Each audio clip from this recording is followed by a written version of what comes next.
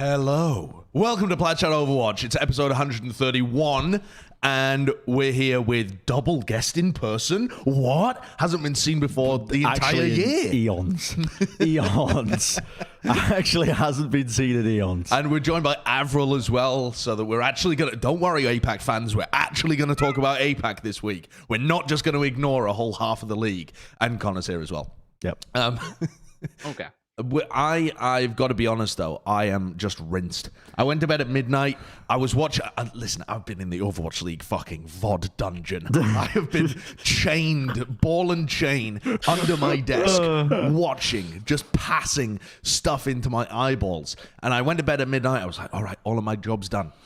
Slept through my alarms, woke up about 5 minutes ago. So I'm insane. I'm reeling. Insane. I'm reeling. For anyone who's watching the VOD, how many hours not of watching sleep? this live, that's 11 and a half hours of sleep. Jesus.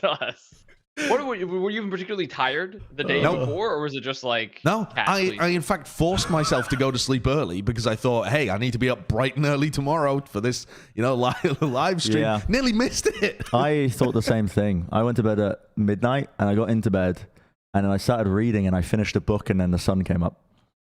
So I've had about 4 or 5 hours sleep as well. The way that you say that is almost like you read a spell that gave you the ability to cause the sunrise. you were reading for like 5 hours. Yeah, I finished the book just in bed and then I went to bed It's just when like the sun came up. boomer problems. It's Yeah. so The most weird. 18th century banger night ever had. The candle wick went low that night.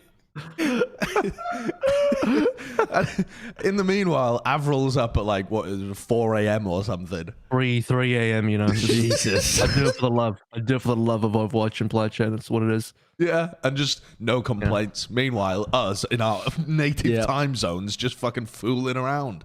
All right, well, we're idiots, but you didn't need to be told that, did you? No. Everybody Obviously, knows that. the episode is live right now as well. And if you're watching the VOD, hey, you can watch it live at 12 Central whenever we're doing these podcasts, Tuesday for the Overwatch ones. There's been some big news, though, throughout this week. It's a cool week for us to follow the Overwatch League as well, but also just on the human side of things, too. One of the people that we met at many events and was heavily involved in the Overwatch Tier 2 scene, the like Path to Pro contenders kind of level, unfortunately died recently. He's Dan McHugh, fantastic guy, lovely, wonderful person who was very invested in making the scene a lot better. And he was battling with cancer for a while.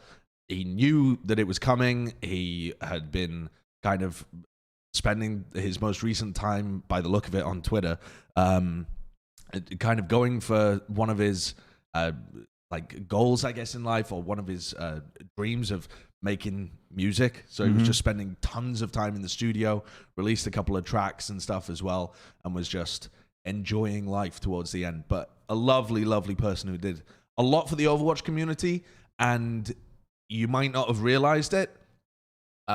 So yeah, this one's for Dan. He was just an awesome person to work with. I enjoyed working with him every time.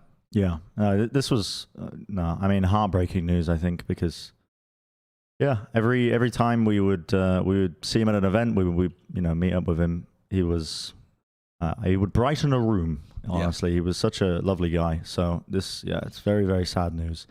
And he did a lot behind the scenes for the Tier 2 scene, as you already said as well, Josh. It's very sad news, but I mean, he pursued his dreams, at the end of it, and definitely followed his heart in terms of everything that he wanted to do. So yeah. He also was extremely excited that he was very excited whenever one of the Tier 2 players or Tier 2 casters would get moved up. So this year when they announced all of the contenders casters moving up, he was like, he posted a little emoji with a like tear going down, and he's like my people, making it to the big time. Very, very sweet guy. Right, so the other big news for this week in terms of like format stuff and the year overall is the Midseason Madness. So, to start with, the kickoff clash is happening in Dallas for the North American teams. That's fucking awesome. So there's going to be a LAN event happening really soon in Texas. And on the other side of things, when things are getting global for the Midseason Madness, that's had to be retracted a little bit, and it's moving to Hawaii.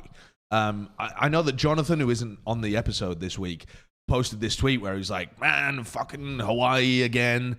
Why didn't they just, ignore what's happening and let the NA fans have a really big event if the APAC players can't, get it all in one place? I think it was Dia responded as well, talking about the fact that you could run live events in Korea now, actually, and they are being run for esports events too. Having offline matches in Korea too. But anyway, that kind of beside the point. The facts of the matter are that we're going back to Hawaii for the Midseason Madness. What do you think about this one, Avril? I mean, it's just an unfortunate situation with, the COVID lockdowns happening in China right now. They've been in lockdowns for God knows how long, months at this stage, kind of came out of nowhere. China's still going for like this COVID zero sort of policy. But the problem is they have like over 1 billion people, so that you can imagine that's a little bit difficult. And so there's just this like indefinite lockdown, which prevents anything from really happening. I mean, you saw it with League of Legends, the MSI, right? RNG had to play from Shanghai. They couldn't actually go to Korea. So yeah, like internationally, when you have Overwatch League and 5 of your franchises are currently based in China, causes a lot of problems. Yeah. A lot of people on Reddit were responding to Jonathan's tweet and being like, it's, this is so selfish. Like, there's a pandemic going on. You have to stay indoors. But at the end of the day, this isn't actually a response to the threat for anyone, at least as far as I can see. It's a response to the policy that's being enacted within China. Like, it's a logistics problem. It's just a logistical, you can't do it now if you want everyone in the same place. Yeah, it was such a shit show recently. I mean, I think people also are myopic because, specifically Riot Games been hosting a lot of LAN events, but I think everyone's forgetting that they have not been the definition of not disastrous. Like, there have been some disasters that have happened. Like, I mean, the most recent one for Iceland, like the whole teams couldn't make it from Europe, not APAC based teams, but European teams, like just like FPX literally couldn't bring players to the roster, though also because it was like the Ukrainian conflict as well. So there was like a ton of different issues still with, the events that are happening in other games. And like MSI, for example, they've had to like had this whole wonky ass format for one of the Chinese teams, I believe. Yeah. So it's not like just roses and sunshine everywhere. It's like, oh, everyone else is getting lands and it's all going perfectly. And it's like, well, no, it's actually all kind of still a shit show everywhere. And on top of that, like we have 5 teams in China and they literally cannot leave. So is it actually like, 5 teams they are can based leave in China? Yeah, because LA Valley is part of it now. You have the 4 normal Chinese teams plus LA Valley. I think they can leave China. The problem is coming back in is the issue, or it could be both. But I mean, that's right. But it comes out to be the same thing, right? Like exactly, like, yeah. If you can't get back in, then like you essentially can't leave. So yeah. So I think what Jonathan's tweet was alluding to is the idea of just having it essentially split down the middle again. Don't bother with Hawaii, or rather, don't bother with a global kind of event. Keep it kind of similar to the KICKOFF Clash, where you've got a really cool live event going on for the North American region, and for APAC, unfortunately, because it's literally impossible, you end up playing it online again, or something like that. I guess we'll just have to see what the KICKOFF Clash is like in terms of North American hype, participation, that kind of stuff. Where do you fall on that? Like, do you think it's better to have these live events or better to have global events? If you had to choose between the two. For the health of the game, I mean, not for your own fucking personal enjoyment. I mean, ideally both. I think you want a middle ground point in between the season where you see both regions clash. Sure. Where you actually see combined competition, because you don't want a situation like 2020 where we didn't see it until the end of the year. Right. Because that was just, I mean, it was fucking hella hype when we finally got to see it, but also it was super limiting because there was only 2 teams from each region in 2020. Yeah. That like traveled out to Korea. And so essentially that is this plan. I mean, you have the live events for the KICKOFF Clash and then mid-season is... That sounds like it. I mean, it's smaller, but it's global. A great build up to that point, but you got to see at least earlier at some point competition between both regions, I feel like. And the Hawaii system, I actually had criticisms last year in terms of just moving away from the Hawaii system a little bit, just or just the idea, when they said they wanted to move away from it for this year, because I felt like it was a really good compromise for getting that global competition when you couldn't have the teams meeting up in a central location because of one reason or another, because of policies, blah blah blah, whatever it was at the time. So I'm not hugely upset at this, but I also share the same kind of. I can empathize with Johnny's point, which is that you're looking across the the grass is always green. You're looking over all the other esports, and you're seeing all of these live events and crowds. Yeah, and it's super important. I mean, I've spoken so many times about just the importance of having those live crowd events in esports, the energy it brings. For me, it's one of the big reasons why I'm even involved in esports in the first place. Yeah, the battle for Texas just added so much energy even when you're watching from home. Yes, which I'm sure the Kickoff Clash will do as well. Crowds are irreplaceable, and it should always be within the league's best interest to try and work towards a point where they can have those crowds and lands, at least in my mind, which it sounds like they're doing, but also I can understand. Yeah, I don't know. It's the argument, right, of do you just want to have that combined competition at the end of the day and split it so it's just regional up until that point, or what? And then on the other side of the aisle, CSGO just simply not giving a single fuck about really anything. Don't care. But they are very different. They are very different. They don't have the same issues cropping up. They don't have the same issues of having. They're all in Europe anyway. Yeah, that's what I mean. Like all the teams being European based, and they don't have the same logistical issues of teams coming out from China and other countries where the logistics mean you cannot actually have that. It's the nature of the league having so many teams with them being based in China. Yeah. Yeah, it is.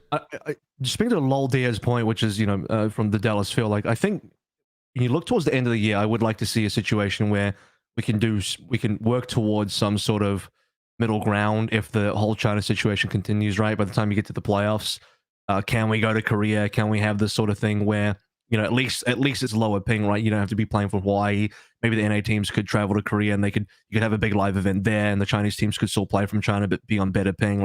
I think that would even be a better compromise than doing a Hawaii for the end of the year. I understand why maybe mid-season needs to be in Hawaii because it's come around a lot quicker, but there's definitely a lot of time between now and the end of the year, so I think there's still an opportunity to do something there.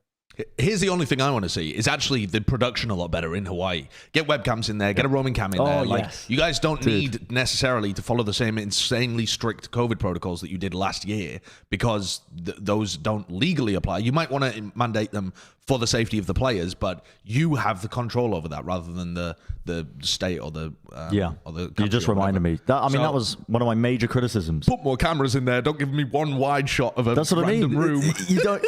You didn't get to see any of the emotion of any of the players, But that's not a fault of Hawaii. That's a fault of how they're producing Hawaii, and to some degree, the limitations of the space and social distancing and stuff like that. But that being said, makes sense, and we'll still have a global event for the Midseason Madness. So well done, Matt Morello. You've done something. You've done something. Yeah, this was it was just at one static angle the entire time. Static shot. Didn't even get fucking webcams, losing it. Yeah. You had the videographers from the teams are in there too. It's just none from the league. Yeah, but not from the league. Yeah, I mean, there's more shots of cables there than there are of human faces. Yeah. So that's not exactly what you're looking for. Not exactly the same. I think though the North American lands are still a nice middle ground at least, because Kickoff Clash was great. Kickoff Clash was really the opening matches, I should say. Was it? Are you living in the future? I mean, dude, it's the phrasing of the fucking we're Kickoff Clash. We're 3 months into the league. I meant to say the opening weekend. Okay, the opening weekend game, Battle for Texas, was good. Oh yeah, that was really good. And the interest is clearly there for people to go. And I think the Dallas homestands, and we are getting homestands. There's going to be homestands in Dallas. I'm assuming there's going to be them some in Toronto, right? I can't remember if they've all been announced or whatever, but I'm assuming all the partners, some of the major ones, they'll probably Dallas, Toronto, maybe LA, and those will be good. I think if we have multiple land-based homestands for the North American teams, there I am. There'll be land-based homestands. What was it like being there? It was great. It was good times. They were just rehashing the episode where we talked about this already. Yeah, I know. We've already done an episode about I do think the homestands in Tell North this VP story again. Do it now. Yeah, I will. Tell us VP where he nearly died on the stairs in the weekend. But I do think that overall, homestands will be good. Homestands will be good. This year will be sort of a return to normalcy in North America, at least for the North American teams, and fans will have a chance to actually engage with these teams in North America. Unless something fucking awful happens and it's just hell on earth again, and some new COVID triple X variant Vin Diesel just dropped and it's just drop kicking people. Yeah. Like, I don't know, but Yeah. I think the homestands are going to be a solution somewhat to this. It's just really the APAC teams that are the issue currently. Yeah. Do you play pool, Connor, or snooker? I've played pool. How would you describe a pool ball? Round. Spherical. Spherical. Yeah. Glossy. Did shiny. you know? Okay, quick fact. Did you know if you took the Earth with all of its mountains, all of its valleys, and everything, and you shrunk it down to the size of a pool ball, it would actually be smoother than a pool ball? Like you wouldn't be able to feel the mountains, the valleys, anything like that. Really? It has less variation in its surface than a pool ball. Well, does that make sense? It's like 70% of the surface is water. So like it's quite so unless you're counting the area under. You literally couldn't feel Everest with your You're finger. talking like Everest and shit. Yeah. Yeah. I mean, that's kind of crazy. That is wild, isn't it? Yeah. That is wild. I love that fact because it's like it's just the size of the Earth. It's just how big the Earth is. Anyway, continue. Are we on Bren's Player of the Week already? No, sorry, we're not. Community winning another award. What was this related to? I don't understand. What brought this up? Well, the only thing that's smoother than that are my balls.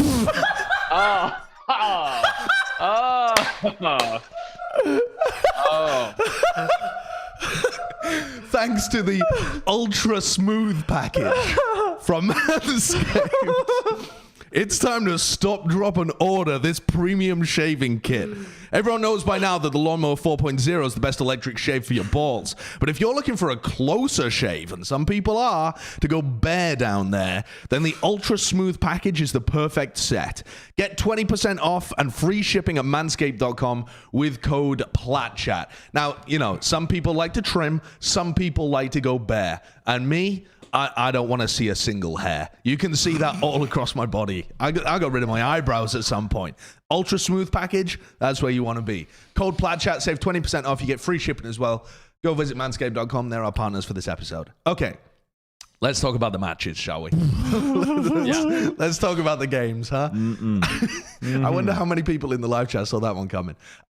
So let's talk North America to begin with then. Brent, I'm going to hand over to you. This is my part. Yeah. I didn't do my homework with North America. Well, I didn't do my homework with APAC. That's convenient. So I'll host this section and you host the next one. Wow, it's like we pre-planned it. God, that's a weird dynamic. Shifting host. Yeah. I have taken up the mantle and I wasn't prepared. Well, sorry. I was ready to just sit here and be a participant. and instead now I have to lead the show. Okay. What would you have said? Nearly fumbling the bag against... fumbling the bag? What are they doing? Yeah, fumble the bag is a term. Fumble the bag, Yeah, but fumbling the bag implies there's some like monetary value. There's no bag being there fumbled is some here. monetary value because like if they lose matches, they may be worse for playoffs. Sure, but they're not trap on the road moving them cornflakes. They're playing Overwatch. they fumbled against Paris. Anyway, Josh, you did your homework on this one. Talk to me about this. Incredible. Yeah, this dynamic is going to work perfectly, I think. I'm on Twitter. I see a picture, a translated shit talk interview of Pelican saying he would rather be playing ranked than playing against the Paris Eternal. Then I'm sat doing a co-stream of Valorant. I look at the score, 2-2. I'm like, oh boy, oh, Pelican, my son, what's been going on here? So I was very interested in this game. I thought it had some serious potential for clownery. And actually, I mean, if we want to start with the map one, I have been, generally speaking, disappointed with how teams have approached push. I feel like teams have not yet figured out that you don't always need to be attacking. You can actually stall out the objective when you're in the lead and park the bus and force the team that's down to attack into you rather than always attacking uphill. Yeah, they could learn a thing or two from TF2. They actually could. But Paris Eternal had some really nice plays on this first map, actually, that showed a good macro understanding of the map, in my opinion. I have... they actually pushed forward and then full-on kited Houston a lot. I have a confession to make. I don't like push. And I think you're with the whole of the community. I fast forward every map. That's the majority. That's the majority of the opinions, I think. That's not a hot take. I swear, though, it's because people don't know how to play the game mode. Okay, I didn't mean to get us on this. Even if you do know how to play it, it's just kind of boring, you know. No, I don't think so. I think a lot of the teams just at the moment the game mode just ping pongs back and forth, right? I didn't mean to get us on this. I knew it wasn't a hot take. My chat was like, "No, that's not a hot take. The community's with you on that one." I'm like, "No, it's a hot take." They actually do need to play 5 CP. They need to play 5 CP and TF2 to understand the game mode. Like, so Paris Eternal here, though, I think show more discipline than most of the teams that I've watched play push. Because when they get engaged into here, most of the teams in this situation, as Paris, try and force another fight and go aggressive again. Oh, wait, no, it's the next fight, I think. They like speed boost disengage or something. That was the visor. That was like the visor of the Death Blossom fight where they just run away. Yeah, right, I know the one you're talking about. Like, they did a very good job of that. Anyway, sure. Houston looked tragic in this, man. Pelican was just... inting. Lastro was inting. It was not a good map one from Houston, and I don't know whether it rattled them or what, but this was looking crazy. They played 3 maps with Piggy, 2 with Dante, and Piggy lost 2 out of 3 of the maps he played, which is not an auspicious beginning to Houston trying to integrate their tank lines, actually swapping it up frequently.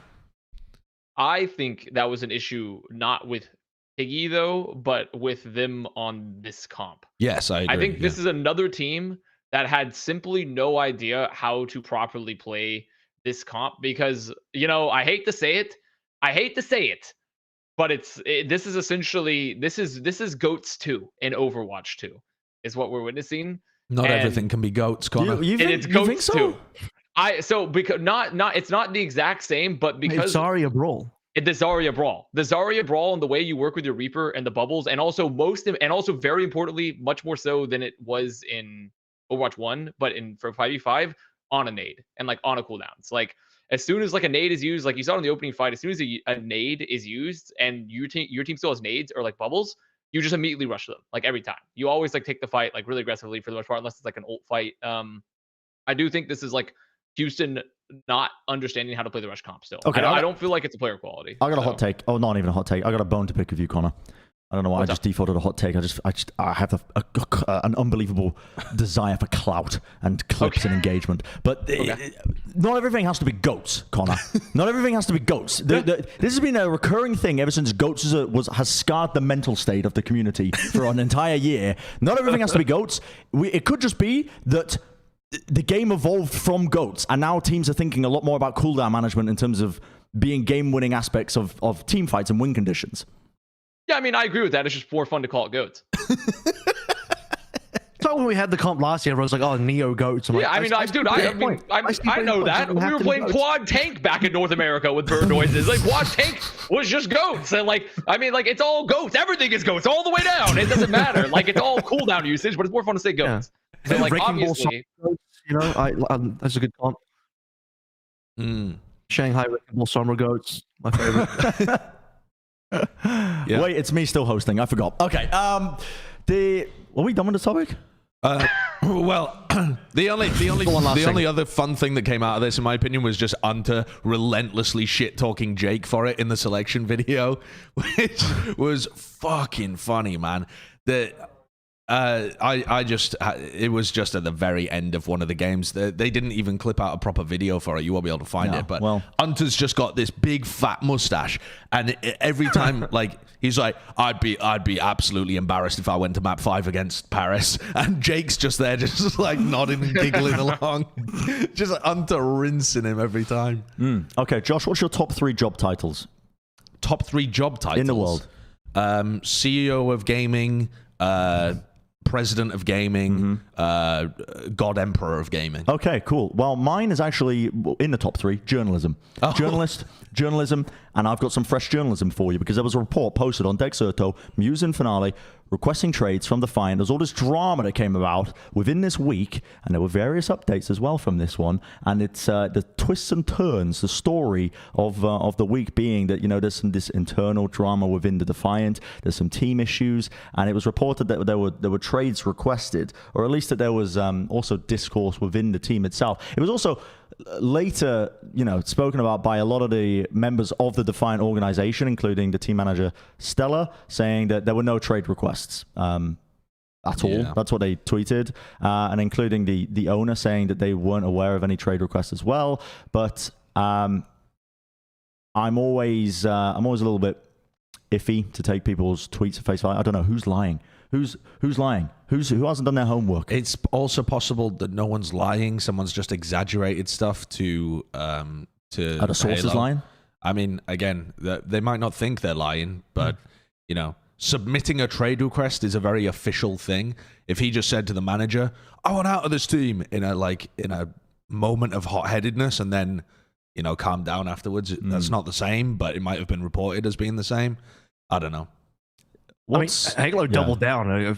If the fact that he doubled down is like he really trusts his sources, or like he just thinks. I think one of his other tweets is like, "Oh yeah, that's like max level PR or something coming out of Toronto." So I mean, it's hard to know who to believe because I want to just believe the org, but also I can see the org's POV being like, well, we want to contain the drama as well. So it's kind of difficult which side of the fence you lean on. But I mean, Josh could be right. Maybe both could be true depending on the situation. Yeah. I mean, I would always normally believe the journalist that comes out with the report because they don't have any reason to lie. And I'm not saying that Halo is lying, but Halo is famously ambiguous with his terminology. He uses like the word cut, benched, replaced, whatever as like almost as synonyms. And I feel like this is another situation probably where the guts of the story are true, where MuZe Finale, they wanted out, but everyone's getting tied up on whether or not there was an official trade requested, which isn't really the point. The point kind of is that there is massive discourse within the team and they weren't happy.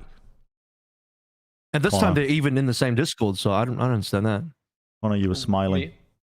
Oh, I was smiling mostly because my cats were fucking with me, so I had to take them off the desk. And also, on top of that, while I was listening to this topic, I was tabbing through some stuff and I saw Matthew Morello post like an inside out like anger gif. So I don't know why that made me laugh too, but what? It was just go to Twitter. Connor's brain isn't plugged in. Just Matt posting this. Me when I'm Toronto Defiant and I see Halo report on my team. There's no context. He's subtweeting like a teenager. Yeah.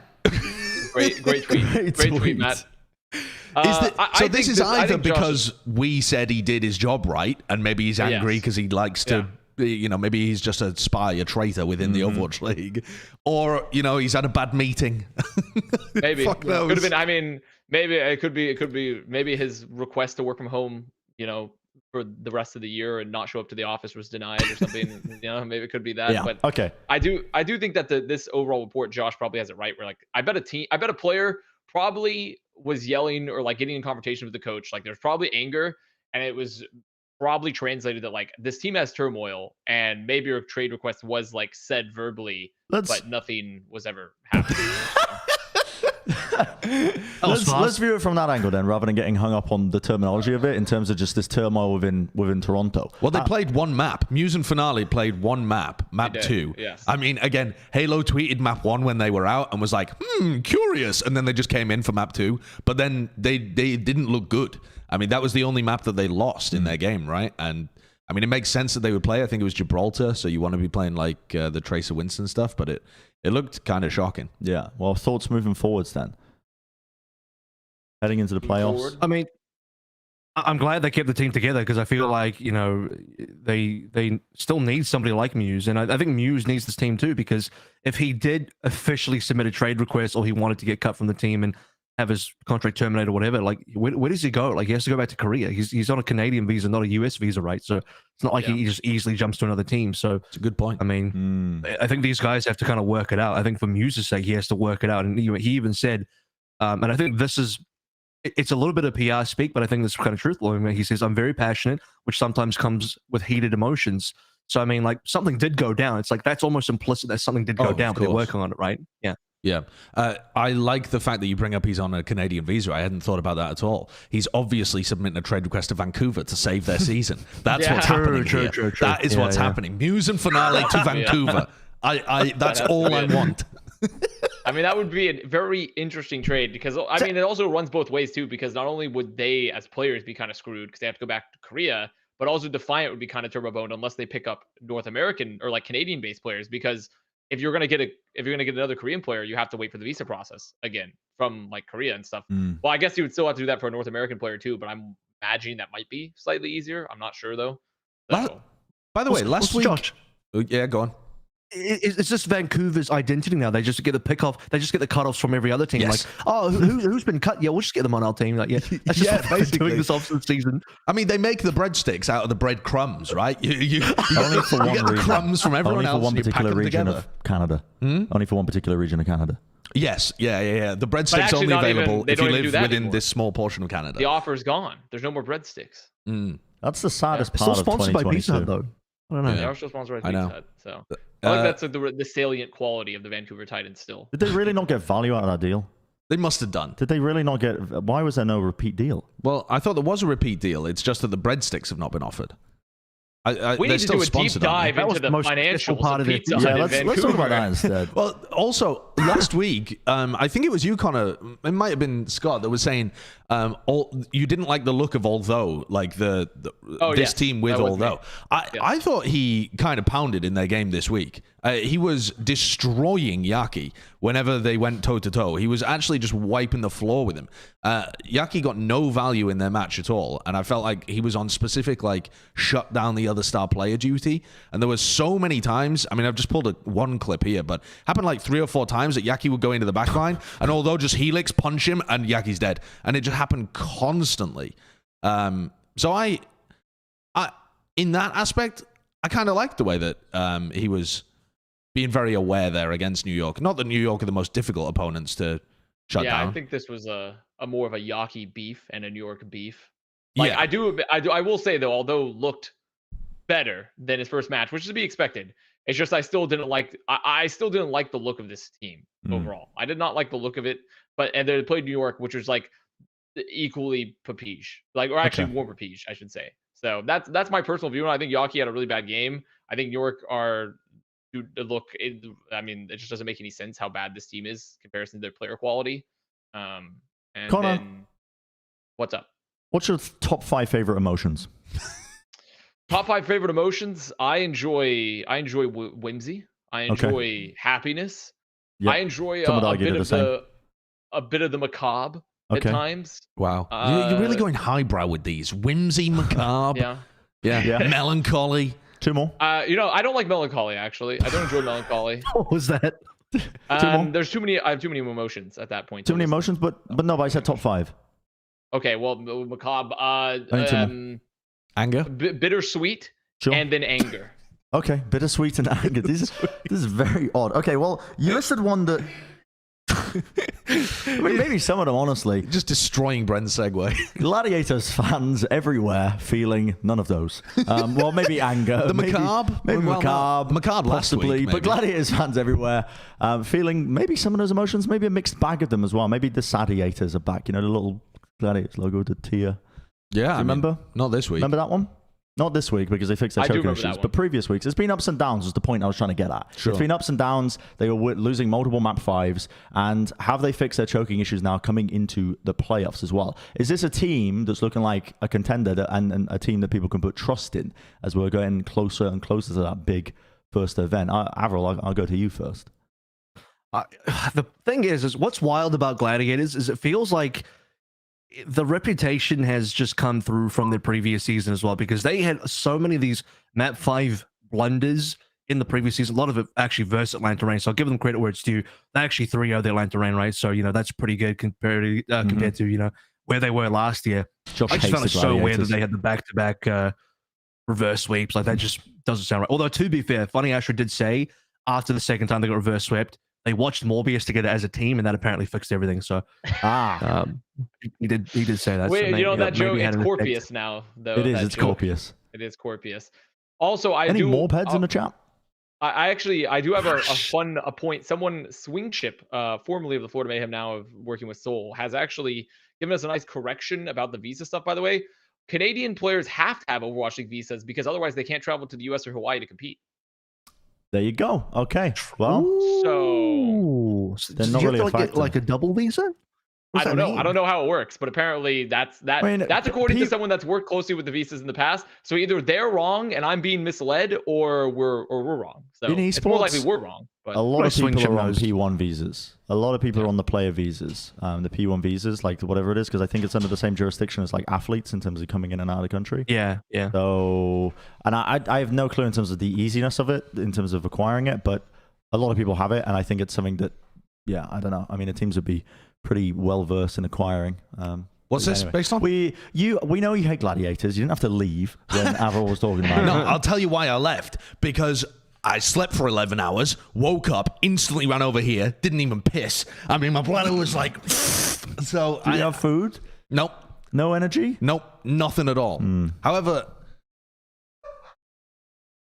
I do still want to talk about the Gladiators. Yeah. Well, we were actually talking about the previous news. We had a bit of correction. This is a benefit to doing it live. Swing Chip was talking about the visa situation with MuZe and Finale in terms of the Canadian visas, but they actually need US visas to even travel and do the tournament. Oh, interesting.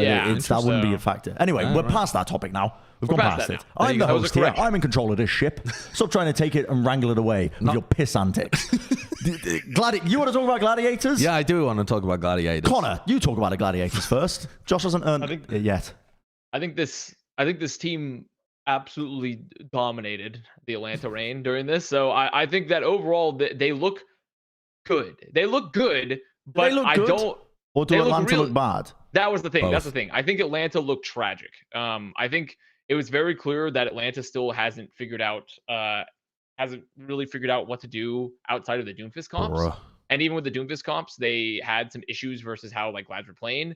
And also Glads, I think, have figured out a really strong rotation for them for the DPS and like the roles they have here. Like being able to pull out this Circuit Royale and just bring out Ons on the Widow is so nice, and have Skewed come out on Xin. Like overall, just flexing the amount of hero pool depth that Reiner has as well by also bringing them out like onto the Rein and bringing that out. Like it's clear Rein also have clearly been complaining about the rush comps, like the Rein rush comp specifically. They failed against versus London, and now they're having trouble versus Glads.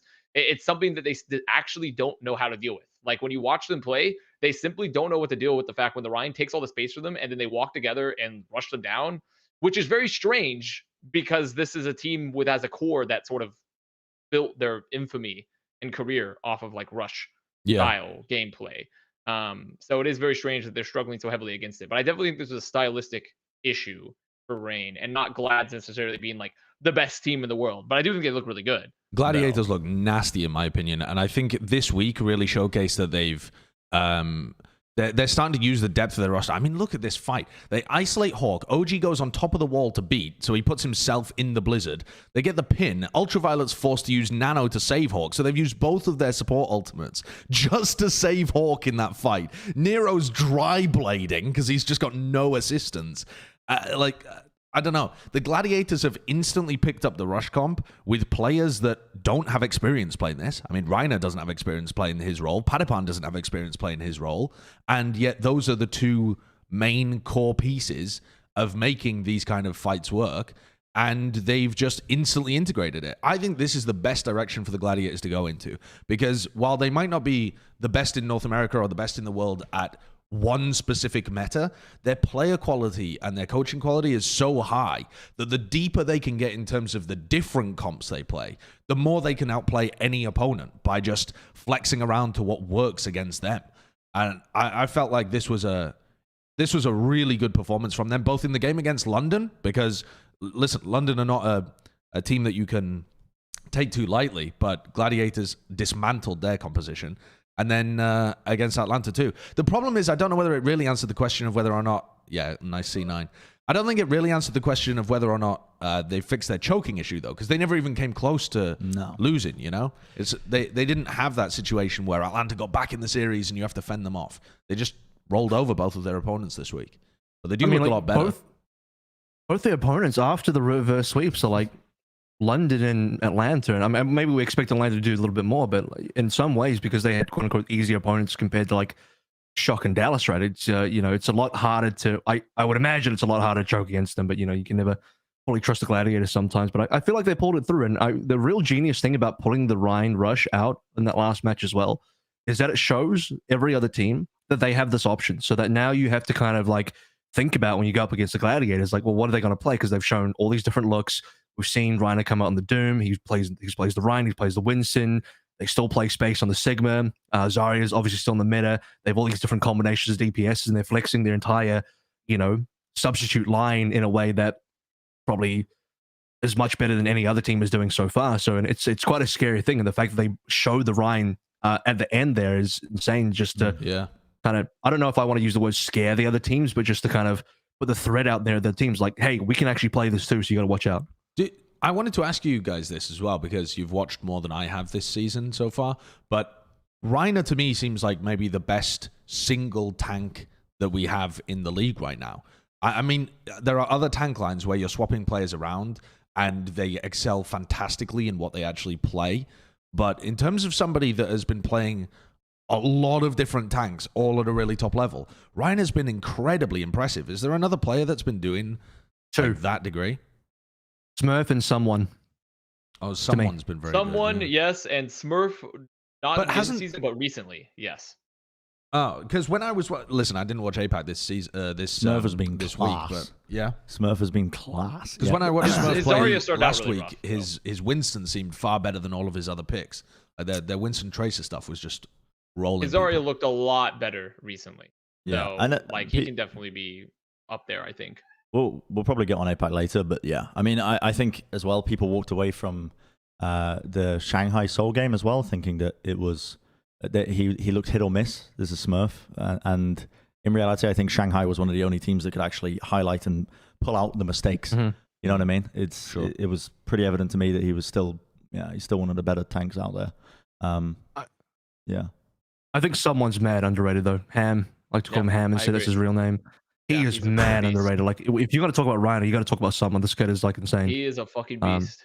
He's playing all the tanks. This guy's like, he's perma-benched Adam. Adam's like not even getting a game because someone is just that good. And he's playing every tank across the board, super high level across them all. Reiner did beat me in the Overwatch 2 alpha. I mentioned this, but I think I mentioned this before. He beat me in the Overwatch 2 alpha. We had a Doomfist mirror. I was fucking pounding in quick play up until that point. Seriously. I'm telling you, when the when Overwatch 2 beta returns, whenever the fuck that is in 2024, and we can actually play the game again, rank comes out. I'm hitting fucking top 10 NA on Doomfist. I'm not even kidding. My fucking Doomfist was unbelievable. You think I'm joking? Yeah. Reiner was the only one who could hold a candle to me in quick play that I encountered. Yeah, everyone else was silver player. He was the only person. He had a domineering presence on the battlefield. He had a threatening aura about him. But anyway, beyond that point, let's move on to the next point because it's drama. Tuesday. It's Tuesday today. I remember the day. It's Tuesday. It's Drama Tuesday, everybody. And my God, the London-Atlanta game was actually a pretty good game. I skimmed through it this morning, actually, just to have a bit of an idea. But the more interesting aspect was the drama that surrounded it rather than the game. And my God, was there drama. Just Atlanta trying to win awards for the most hated team in the league. And, London just essentially having a bit of a redemption because everybody feels sorry for them because they were wank last season. And now they're actually, showing the kind of promise that we thought that they'd have in the preseason of last year, I suppose, but still, just playing mainly the rush and the redemption arc of Chaddy. This has been quite humorous to watch from my ivory tower of just, yes, I'm following Overwatch every now and then. Look at the drama. Exactly, it's a fan's perspective now. Yeah, I'll start with the ending. It was the Chaddy interview afterwards, right? Talking about them being blacklisted by Atlanta after a win. Am I misremembering any details here? But that was the premise of it, and this just reads to me like Atlanta making the decision to not scrim them because no one else is really forcing rush on as many maps. Am I getting a wrong read on this one? Well, it was explained later that it wasn't like a blacklist. Essentially, yeah, I know there was also the meme tweets of being saying, "I hope that people don't run with this blacklist narrative." Yeah, and I saw the fire and fury across social media as well after that. Just it was all over the place. I need you as a fucking meme historian to talk about the timeline. It was just a classic it was literally the classic miscommunication thing of like, and also why you cannot trust player narratives about anything ever.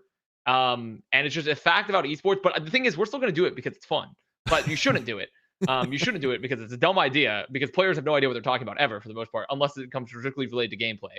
So the thing is, it was just an issue of scrim blocks, and like someone canceled, and then they were like, oh, like we didn't get back with them, and then London's like, well, since they canceled on us, blah blah blah, like we've been blacklisted, you know. It's and always a they just ran with the narrative they've miscommunication. been I didn't think they were actually Yes. blacklisted. There's always a miscommunication. Well, but- sometimes some teams are sometimes. blacklisted. Yeah. Some teams do get blacklisted. It's definitely a case. Like it's Shanghai season 1. No one fucking wanted to play that team. My cat's going Dude, your cat fucking crazy. went into a fucking platform 9 3/4 behind Yeah, you. It just dropped off the face of the earth. I'll hold up a she's- scorecard for it. She's fucking pee hopping right there. But I think that was just the narrative. The narrative was just it's just the players thought they've been blacklisted. They hadn't been blacklisted. Everyone's like, ooh, it's funny because they've been blacklisted, and it has technically happened in the past.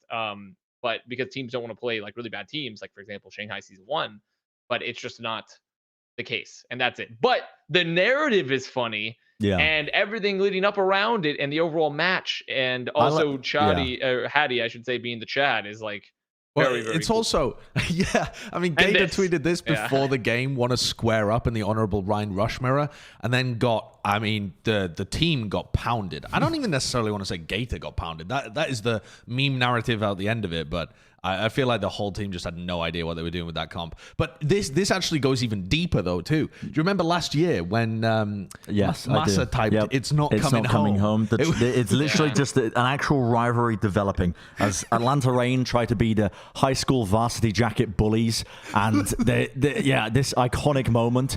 It's not coming home. Dude, this as was they're when London bullying was shit. London when they were 0 wins, just struggling, trying to keep their head above the water, trying to earn 0 enough and money 10. to send back to the family at home in the pollution-filled city of London. Just fumes filling the streets, trying to feed mouths, and Atlanta Reign just the bullies, and then it carries on the narrative, and this time they get their fucking revenge. It's unbelievable. The script writers this year, phenomenal. It was on that moment that Hattie realized he must dick down Gator next time he shoots. Jesus Christ, Josh. Well, I mean, that's Jesus, there's a separate website for fan fiction of that nature. Yeah. For that one, but there's a separate one for that. But I do think that this What's the fan fiction website called with the pro players? What? Do you guys know? Is that a thing? Yeah. Yes. Oh, what the hell? It's like something 3 something. I can't Was remember. it It's like jakefanfics.com? What? No. There was a specific fan fiction. I can't remember now at this point. there's a because it's ton not of useful. Overwatch League fan fiction just out there. There is. And I think it's like one do you among. remember, I want to say it's like one amongst many or something. That's the name of it, but that can't be right. do you remember we read some on out to Jake Overwatch.com? while we were drunk at the house Oh. in 2020, and he was just incredibly uncomfortable the entire time. Yeah, that's really weird. Yeah, it was. It was very odd.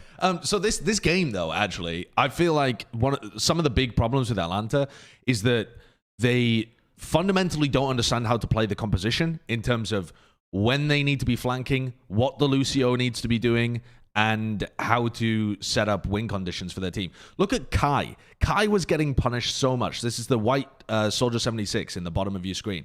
He was getting run down by Admiral and Sparker or Admiral and Backbone all the time. I mean, Kai was going for solo flanks against the London Spitfire that was doing duo flanks. Like Admiral takes Hattie into position, then goes off on a flank with Sparker or Backbone so that they have a speed boost, so that they have a 2v1, so that they win those flanking skirmishes. And Kai died early in these fights so fucking often and wasted his attack visor so often and just clearly didn't have a clue. And this was not just in this where they're playing the Doom, but also when they're playing the Rein Mirror as well. He was getting hard punished. But it's not just on Kai. It's just that the whole Atlanta team just doesn't have a clue how this comp works, and it's because they haven't scrimmed it. I mean, Gator just said afterwards that they just don't scrim this comp. But yeah, I mean, they just don't understand how to play against it. Why would you play? That's the part that I don't get it, because I know they haven't scrimmed it, because why would they? They blacklist. Apparently they.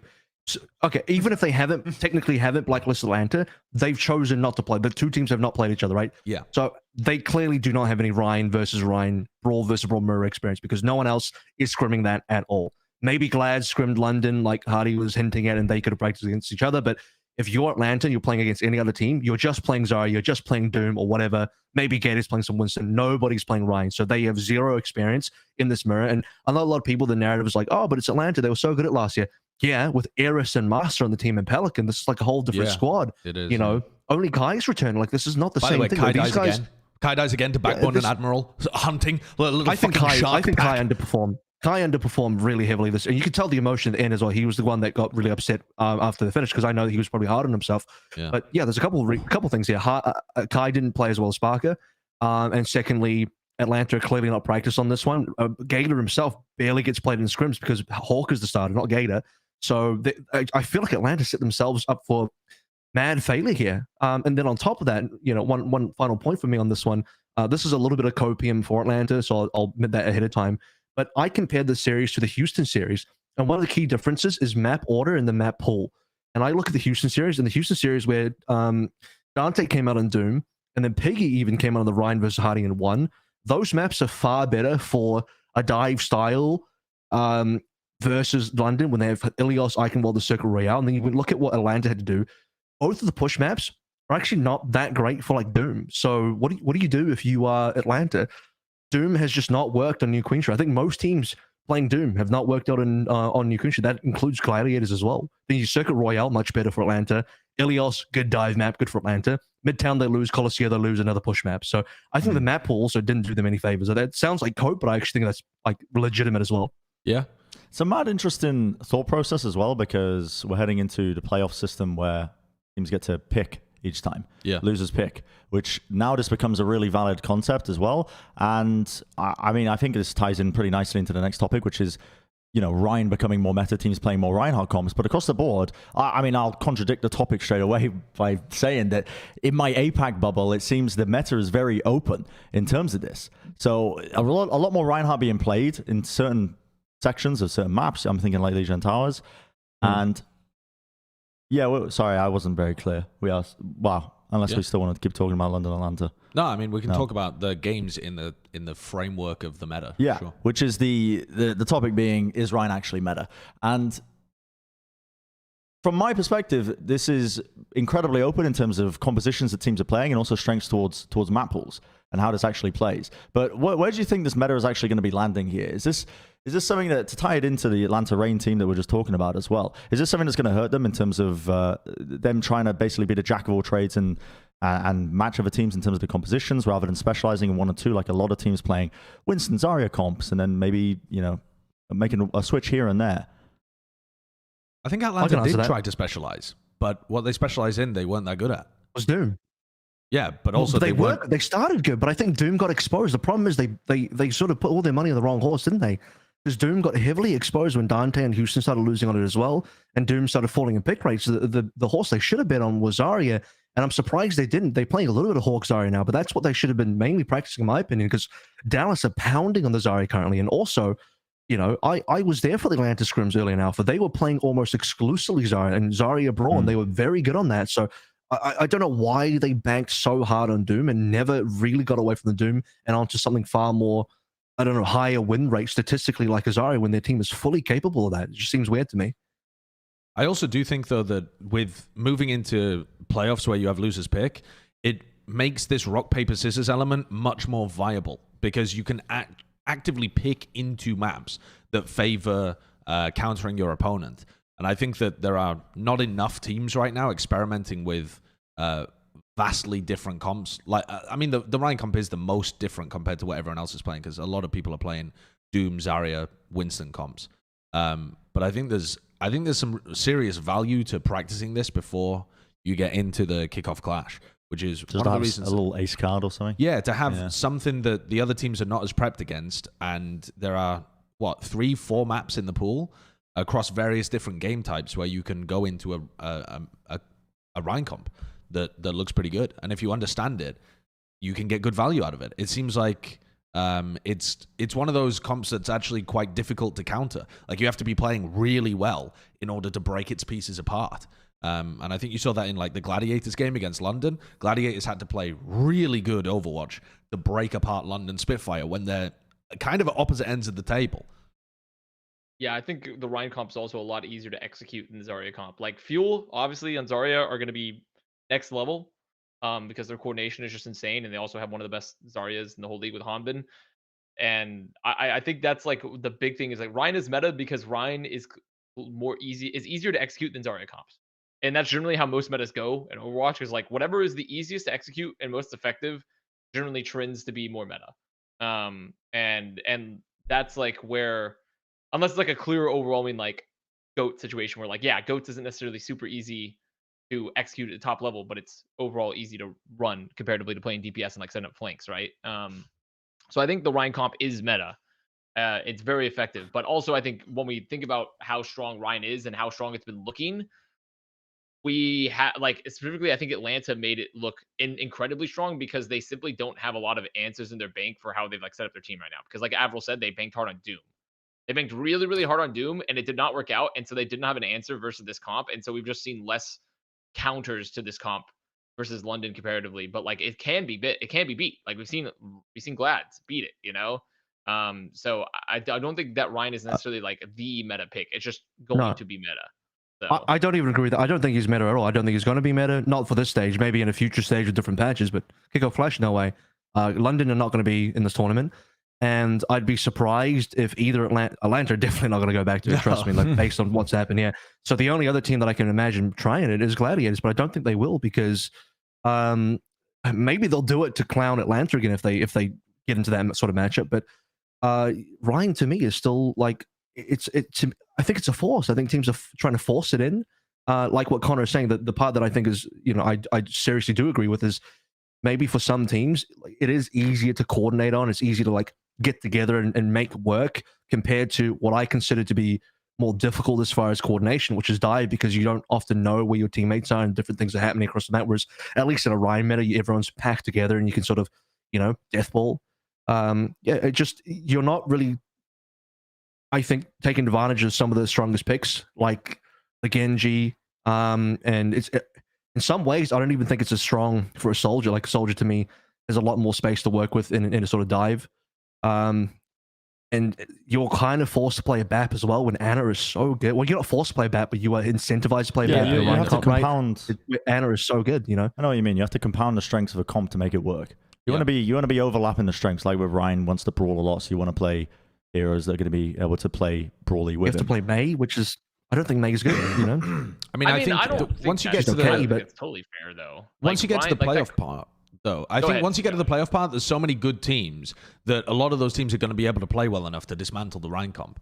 So I think it's going to be, I think for a team like Gladiators, I do expect them to still pull it out, but probably not against the best teams, like when they get deeper in the bracket, because there are definitely ways of breaking it. I mean, the part that's difficult is you need multiple cycles of pressure, because you need to go in, you need to force out Lamp, you need to go back in with Nanoblade, which is difficult to coordinate. You need to, you know, you're trying to avoid, you're still trying to flank, but you're trying to avoid your players on the flank getting decimated by some random May headshot or by Sparker ripping your head off or whatever.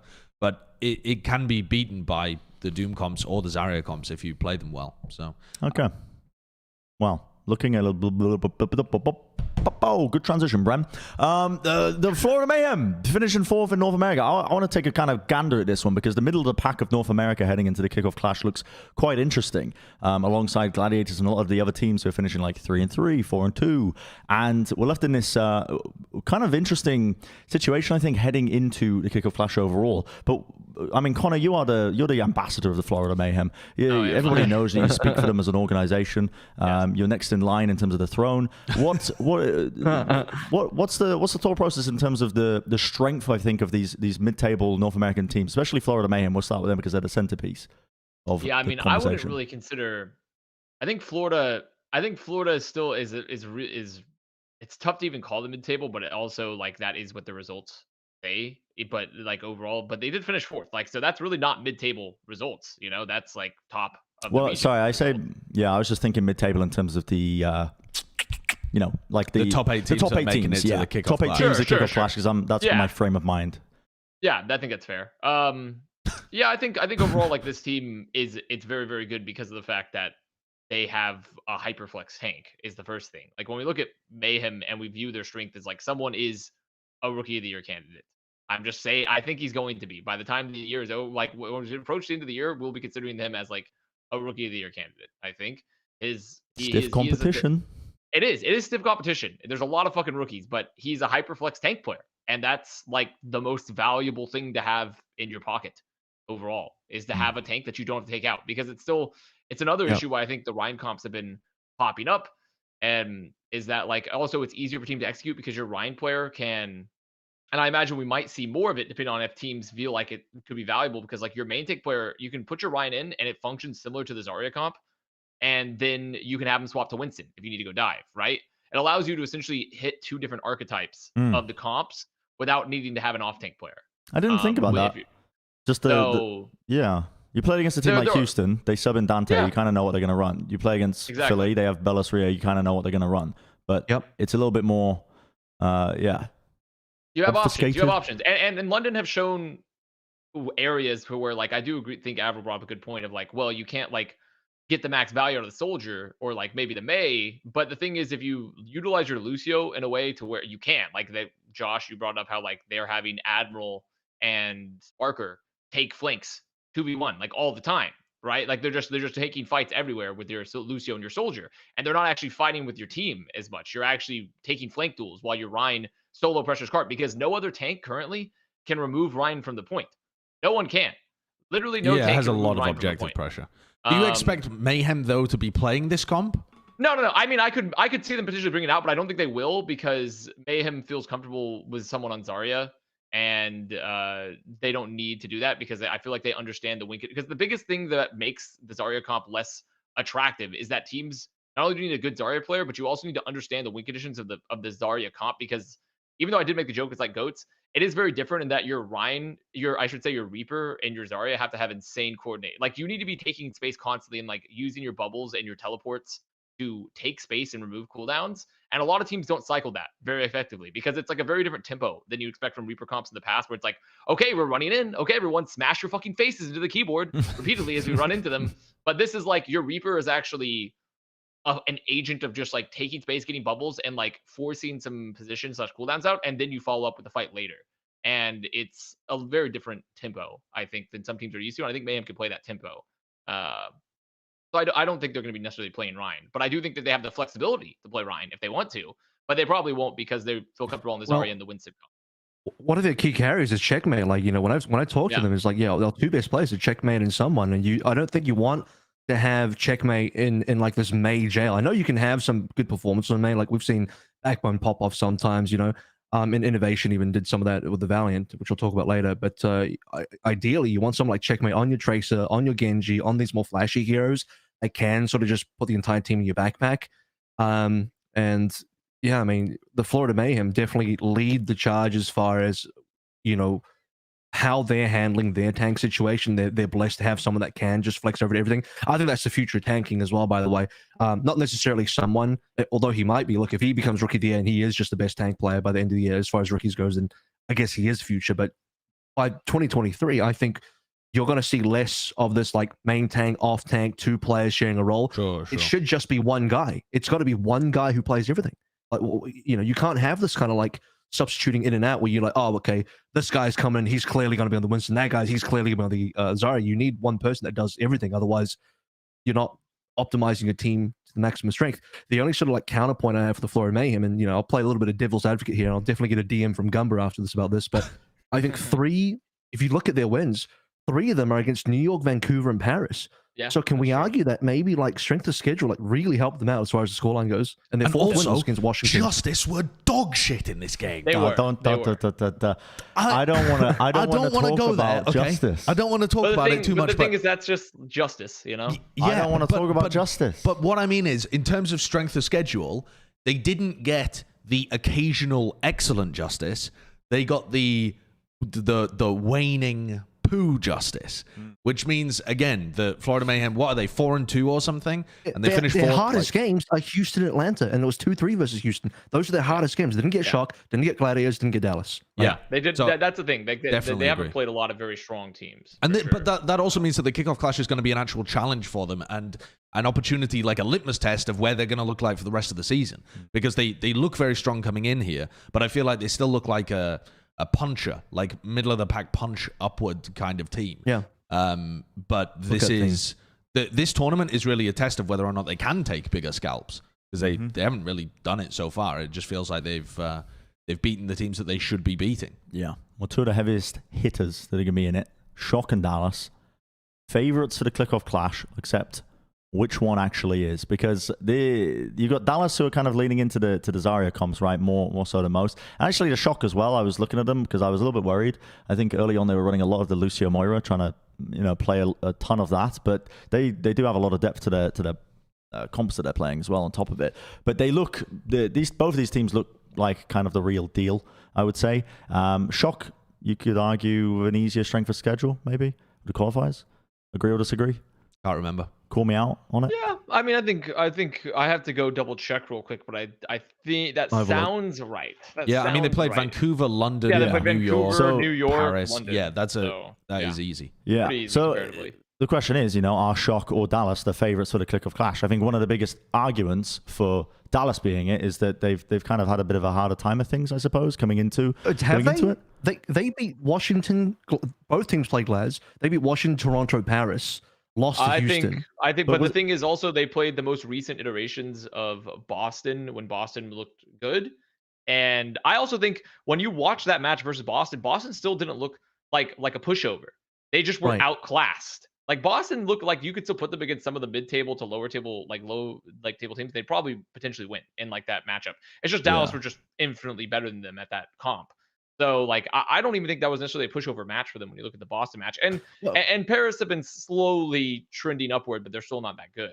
All I'm saying, I mean, both teams beat Paris and both teams beat Gladiators and both teams played Houston. One of them beat Houston, one of them lost. My overall point is I don't think Dallas's schedule was insanely easy. I'll say, sorry, Shock's schedule was insanely easy. I think it's a little bit easier, but I don't think it's way easier. Mm-hmm. Yeah, I think it's going to be difficult to call. I'm kind of looking at the Gladiators too, because I feel like as an outside shot. Well, not even necessarily as that outside. I mean, in their game against Shock, it kind of felt like they should have won that game if they had tweaked some stuff. I feel like they've been making improvements.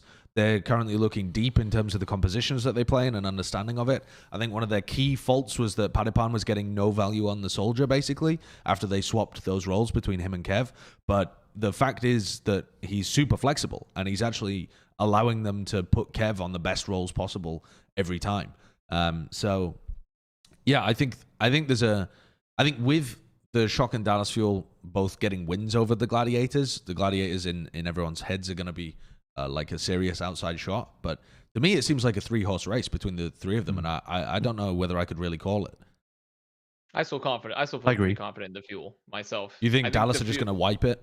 I don't think they're going to wipe it. They'll have close matches. I just think right now, few teams have the level of coordination they do. And that's just the reality. It's a lot Shock and Glads. I think Glads is the most cohesive they've looked recently. This is by far the most cohesive they've looked up until and on top of that, I think Shock also have their moments where they don't look insanely cohesive outside the Winston dive. But a lot of it's pretty much carried by their player skill, because they have so much individual player talent. I think Shock are so good and they have enough coordination, especially on the Winston. They have great coordination, but they're still figuring out on their other comps. So I need to see more from them. But Fuel overall, when you watch them play, it looks like you're playing the Borg. They're just one mind, one body when they play, and it's just next level. It's next level when you see them and you see the player quality. And now they don't have any gaping fucking holes in their roster because they have Gurio. It's just. It's just good. Their team is excellent. It's excellent, and they play like one perfect being. Wow. What I'm excited about is go ahead. I think this is the match of the two dominant styles, dominant metas compositions, I would say, currently in the kickoff clash, which is the Winston comp or the Zarya comp. You have Shock leading the charge on the Winston comp. You have Dallas leading the charge on the Zarya comp. And these two teams haven't played each other yet. And it's we still haven't really landed, at least in my opinion, we haven't landed on which comp is actually superior. Both are extremely viable. I think both are much better than Doom. Both are much better than Rein. But which one is actually the best? And you have both of the teams that are piloting their specific comp the best. But part of me, I do want to go for Dallas, but I think Shock are a little bit more flexible because they are obviously piloting the Winston comp the best, but Kaluj is an off-tank player. He can definitely go back to Zarya. He can play the signal for the escort maps as well.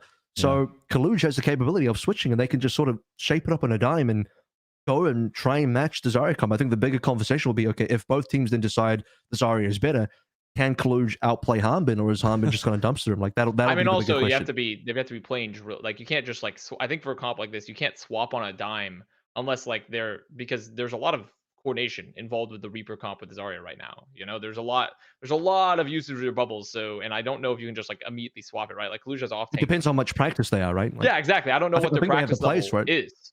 They don't have to swap any plays for it. Like in my opinion, if they just play only Kilo and proper, they can go from what Genji Soldier to Reaper Soldier pretty quickly.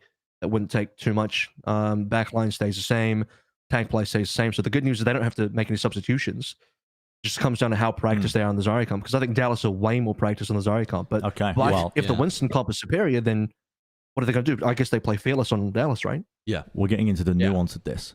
But the people are clamoring. I can feel an energy in the air, the vibrations. I can feel. I'm not looking at the chat, but this is the most important segment of not of the week, but of this particular section and block of our show. This is the cap. This is the gemstone at the top. It's the West Kickoff Clash Pick'ems, and we get to do it together, and we get to mold together as well. We get to all enjoy as we build this Pick'em section. So, even before we begin, though, I think these Pick'ems are broken because the bracket doesn't flip. Does anyone know that? I mean, AVRL, you work with the league. Is this intentional that the bracket doesn't flip here? Because you need to ask Matt. That's a Matt, Mr. X. It really is a Matt, Mr. X Morello kind of question. What's going on with the bracket? Anyone working for the league listening to our show right now and can inform us, much like the Canadian visa situation? Oh yeah, we are live. We can ask. Exactly. That's true. We can simply throw the question into the ether. Let's wait for 5 minutes in silence for a response. Let's just start printing and then see if anyone responds. Not only have we broken the silence, but we're kicking you from the podcast for that, for breaking the silence. Okay, yeah, let's just do it. Let's just do it. It might be broken, but let's just run through it as if it's not. And Shock 3-0. We might just end up seeing, Shock 3-0. No hope in Washington Justice. In fact, I'm not even going to ask for other opinions. We're moving on from that match. Atlanta Reign, Florida Mayhem. I could see a 3-1 in their current state for Mayhem. Yeah, I think I would favor the Mayhem here. I think Atlanta have just looked too one-dimensional. I mean, I don't really care about the score particularly, but I would pred the Mayhem. You don't think they can get Atlanta get their shit together? What does them getting their shit together look like? It looks like they ditched the Doom and just hard spam the Zarya for a full week. Yeah. Or somehow they just go full lean into it and just bring out Gator again to play Ryan Winston for this team, which is possible. They could theoretically do it and be potentially very good. So you're telling me they have to scrim London for a full week then to do that? I'm just saying they do have two options. They do have two options. From Blacklist in London to they always come now crawling back. They have to whitelist London. Yeah. Adi, help us. Okay, other side of things. Well, hold on. Sorry, no, okay. Let's continue. Okay. I don't know what the encroaching brain fog. Every time I come on the Overwatch show, it just reaches back at the back of my mind and just envelops me. Just the tentacles coming for me. Houston Owlers versus the Gladiators. This is looking like a Gladiators win, isn't it? Yeah, it's like a 3-1 or something in my head, something like that. Now, yeah. Maybe I could even go 3-0 here, honestly. Yeah, I could even go 3-0 as well. Bro, Houston went to map 5 against Paris. And those first two maps, hey, maybe it was just Houston warming up or something, because they did look a bit better later on. But those first two maps were catastrophically poor from Houston. If they look like that on any of the maps, it's just an insta win for Gladiators. Okay. I just think the Doom is so hard exposed, and I don't think Piggy's has enough of the hero pool to kind of match. Gladiators have so many options, you know. Yeah, they definitely. I mean, the biggest problem for Gladiators that we've already touched on seems to be them choking in the high pressure scenarios. But yeah, they definitely seem to be outclassing everyone they face. Toronto versus the Dallas Fuel. I think everything we've said. I mean, it's got to be Fuel. I mean, Toronto facing the schisms within the teams. 3-0, I would say. I'm willing to put a hard 3-0 onto this one. Okay, 3-0. Okay. 3-0. Okay, now moving into the winner. Wait, do you want to do the losers first? I don't care. Up to you, host. Let's do the losers first. Okay. Let's do the losers first. You want to eliminate people. Atlanta Reign 3-0. No, I don't know. Come on, man. I don't know on that. I mean, maybe like. I mean, it could happen though. Justice. It could, I mean, No, here's what's going to happen. The Justice are going to win this in a map 5, and they're going to go all the way through the lower bracket, and then they're going to get 3-0'd and look bad. No. There's got to be a middle ground between Justice looking dog and looking incredible in the the thing lobby. is, I could see this going to a map 5. Yeah, I none could of us see have that major going to map faith 5. in either of these teams, right? No. I have more faith in Rein potentially figuring out their issues, though. But the thing is, Justice have the player quality to, like, make it to a map 5. Oh, but Am I crazy to think Justice have a higher high? That their peak is higher? Justice? Wait, you mean their demonstrated peak this year has been higher? Because I don't agree with that. I mean, but player quality. Don't like Justice on paper, only have maybe. one? Oh, I guess they technically do have 2 looks because they have Kalios technically if they wanted to play Zarya. It's just they can't play Winston and Zarya, but neither They're just can not Rein. doing it. So, That was Jonathan's point last week. He was like, no, don't worry. The Justice have got so utterly boomed, they will utterly shift their direction and run Kalios and Zarya the full time. Nope. Mag Winston, Mag Winston, Mag Winston. No coordination at all. Mag jumps into small buildings, tries to primal 1v6. There's only 5 players on the other team. It's not been good. I mean, you have to give it to Atlanta. Prime Overwatch. You have to give it to Atlanta. Yeah. I'm giving it to Atlanta. This is a 3-2. This is a 3-2. Okay. I think it's a curse to map 5, and there could be the start of something great like Bren started for either Justice or Rein, potentially. Yeah, this could be a fantastic storyline developing. We'll keep you updated, of course, live on the Plat podcast. Houston Owls versus the Toronto Defiant.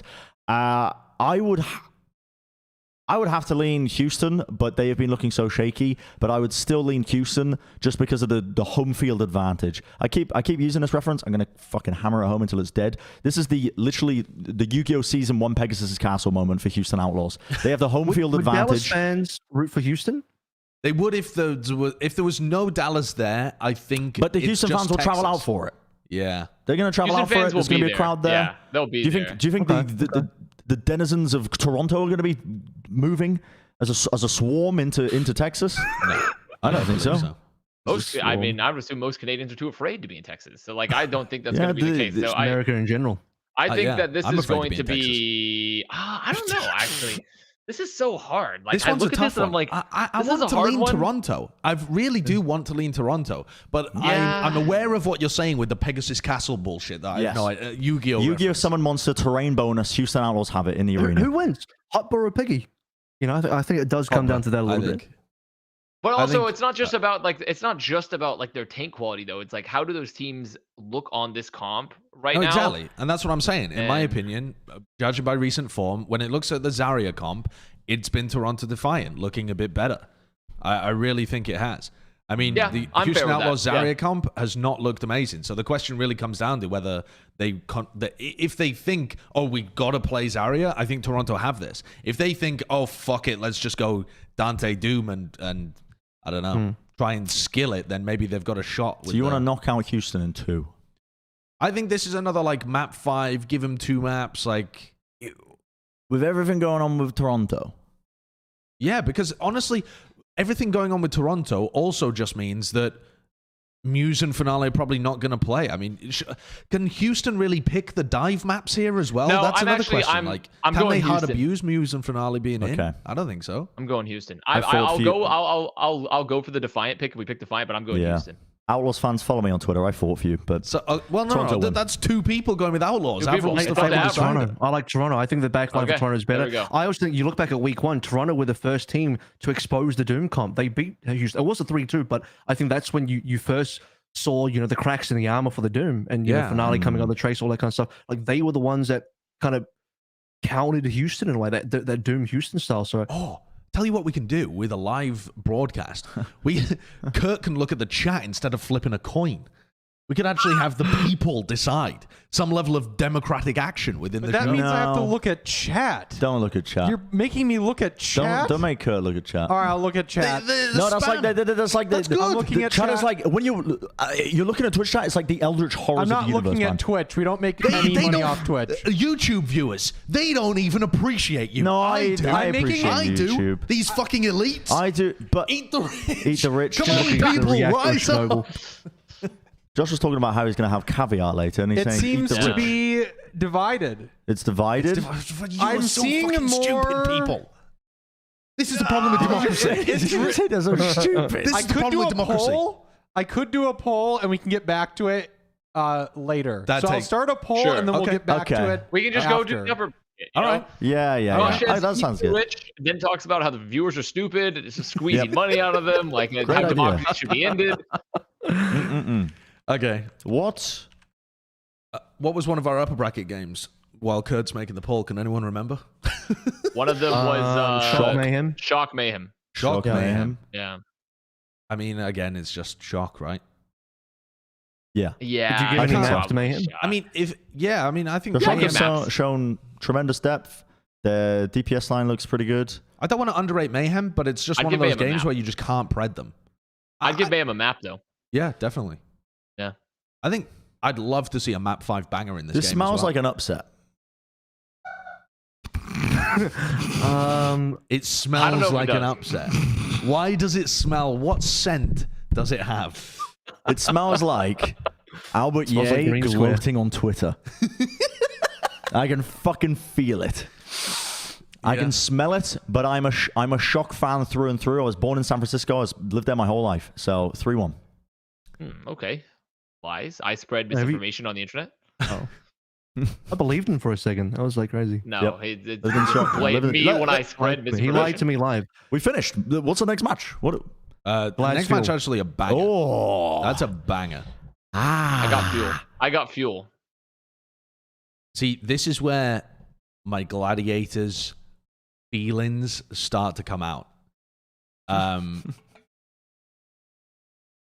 But I'm too cowardly to pred them. I know that feeling. I know that I feeling. really, really think Gladiators have The got a great DPS line fucking of shot at Gladiators winning looks this. fucking unbelievable. I mean, it depends I mean, on who so they got does in, yeah. so does the fuels. But yeah, I mean, I know there's been a lot of criticism level towards Padapan, but yeah, it's But he did look good when he was playing this week. Yeah. I feel like they were having more success with it. He was playing much more of the May rather than the Soldier, though. But we have to. The sensible thing is to go for fuel, but I want to go Gladiators because this is the upset, right? It's not even an upset. I think these Would it teams be are an going to be upset? pretty even. Oh, yeah. I feel like it'd be a minor upset. I think. I mean, Fuel better record than them, beat them. You know what I mean? Yeah, Yes, I've seen yes. minor upset, but not a ridiculous. Like if they want to be like, oh, that's like not so super surprising, but it is a little surprising. This is the So- Countdown Cup moment. They win in map 5. See, this is the thing though, where again, I feel like being able to select a map that favors your style is going to be so important in a series like this, because I feel like the Gladiators don't really want to be going in the same direction as the Fuel. They have different strengths, and they're both going to want to be picking maps that favor that. I guess Dallas get an extra map pick because they're the higher seed, right? So they get to decide first map or something. Isn't that how the way it normally works? Yeah. But again, I don't think that really matters. Can I be real? If it's double, is it double push or double control? If it's double push, I have fuel winning this Not sure. I don't actually know how don't the format know works. what it is. So because I think just- double push is so much better for Zarya. Honestly, like that to me is a big part of it. Give it to the give Fuel it in to- 5, I guess. Give it to. I like Gladiators. If I was doing an individual pred, I would go for the Gladiators here. But I like Gladiators. you're going to go for... This Are is you their gonna Countdown Cup overrule us? moment. They get over the hurdle. It goes to map 5. They don't choke. Well, but the thing, are we still tied 2-2 now? Oh, are we? Ah, fuck. Okay, well, No, I'll do flip. we I'll want to go flip Glads. I'll flip sensible? Glads. Avril's flipping flip under Glads. the pressure. I I'll won't. flip Glads. I won't. Oh, I will. okay. I will Okay. remain strong. If we're pretty map 5 Gladiators, that is so troll. That's I feel- crazy, right? If they That match is if gonna it be goes mad. map Fuel is going 5, to they're going to crumble. Dude, make again. sure you watch Fuel on is Friday. going That's to going to be win. Here's the crazy. narrative. They're going to narrative. win this match. Here's the ultimate comeback narrative. Fuel go 2 up and then Gladiators reverse sweep. There you go. That's Sure, pure I mean, anime. That's sure, pure sure, opium sure. anime. I mean, if we're all just saying shit randomly, woo, we're all gonna make shit up.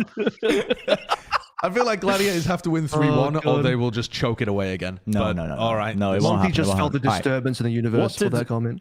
What did the poll say?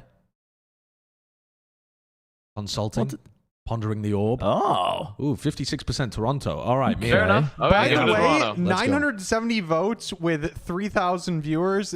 This Tragic. is so sad. That is also, so only sad. like 500 likes in the video with 3,000 viewers. Also, extremely This is why our sad. democracy is This crumbling. is so sad. What? Yeah, The low I mean, participation classic rates voter is- apathy. Viewers, please. Classic like the voter stream. Yeah, don't even win If a you guys majority. don't vote, Josh is going to take away your ability to vote. Okay, so you guys have to vote. Why am I the villainous monopolizer? You literally said you thought democracy was a failure. You said it earlier in the podcast.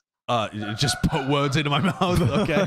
Was not though. I did not. You literally said why democracy was flawed. Yeah. All right, the rest of the lower bracket. Let's go through this then. Okay. Atlanta Reign, elimination See, match. this is the Florida. problem. You get the same fucking results again. Yeah, because the brackets have been Mayhem. flipped. Mayhem wins. but So I let's- mean, it's just the same shit. Okay, exact same. Mirror it. What did we go with? 3-1? Was it Give me 3-1? it was 3-1, If wasn't Reign wins that, then yeah, 3-1. If Reign make it that far, then it's a 3-1. 3-1. 3-1 again. The bracket has not been flipped. We must play the same matches. But have we got any answer on that front? Has anyone from the league actually reached out to us live and said whether this Hello, bracket's Overwatch correct? League. Because this is not how a double elim bracket should work. It should be Well, flipped here. Matthew Morello is too busy posting inside-out gifs, so I don't know what the information might be. I feel he's like not this is here. just a programming flaw with the bracket rather than a format change, if I had to guess, but I don't know. I'm scouring the internet for information. All right. Well, I think we're changing it up here at the kickoff. Yeah, at the there's Kickoff nothing Flash I can where- do. Just I mean, nothing I- I can yeah, I know. inspect Well, let's elements and just- change shit, but yeah, I know you can't fix stuff. Let's- I just want to know for the viewers, you know? Yeah, just so we know how to just bracket pretend like it's accurate. So and we'll if it just was go. accurate, what would you guys foresee? It would be different. It'd be Yeah. Atlanta versus Fuel? I can't even fathom how It the would just be bracket would flipped, wouldn't yes. it? Yeah. At this point. Yeah. Yes, it would. Or would it be Atlanta flipped at the Fuel, prior point? Atlanta Fuel, Defiant, Mayhem. Yeah. I'd still have the same teams going through, I think. Mayhem and Fuel. I think I'd favor Yeah. Mayhem over Defiant. Yeah, I would. Yeah, for sure. I mean, I think that game would be much better than either of these Elimination Round 2 games, but I think it'd be reasonable to still have the same two teams going through to face each Yep. other, Fuel, Mayhem. All right. Maybe I'm too high on the Mayhem, but they've just... Okay. I think they've looked fairly impressive They're good. recently. Elimination match. And then Fuel Mayhem will Florida. lose to Fuel again. It's Yeah. gotta go. It's gotta go. Dallas. Yep. Yeah.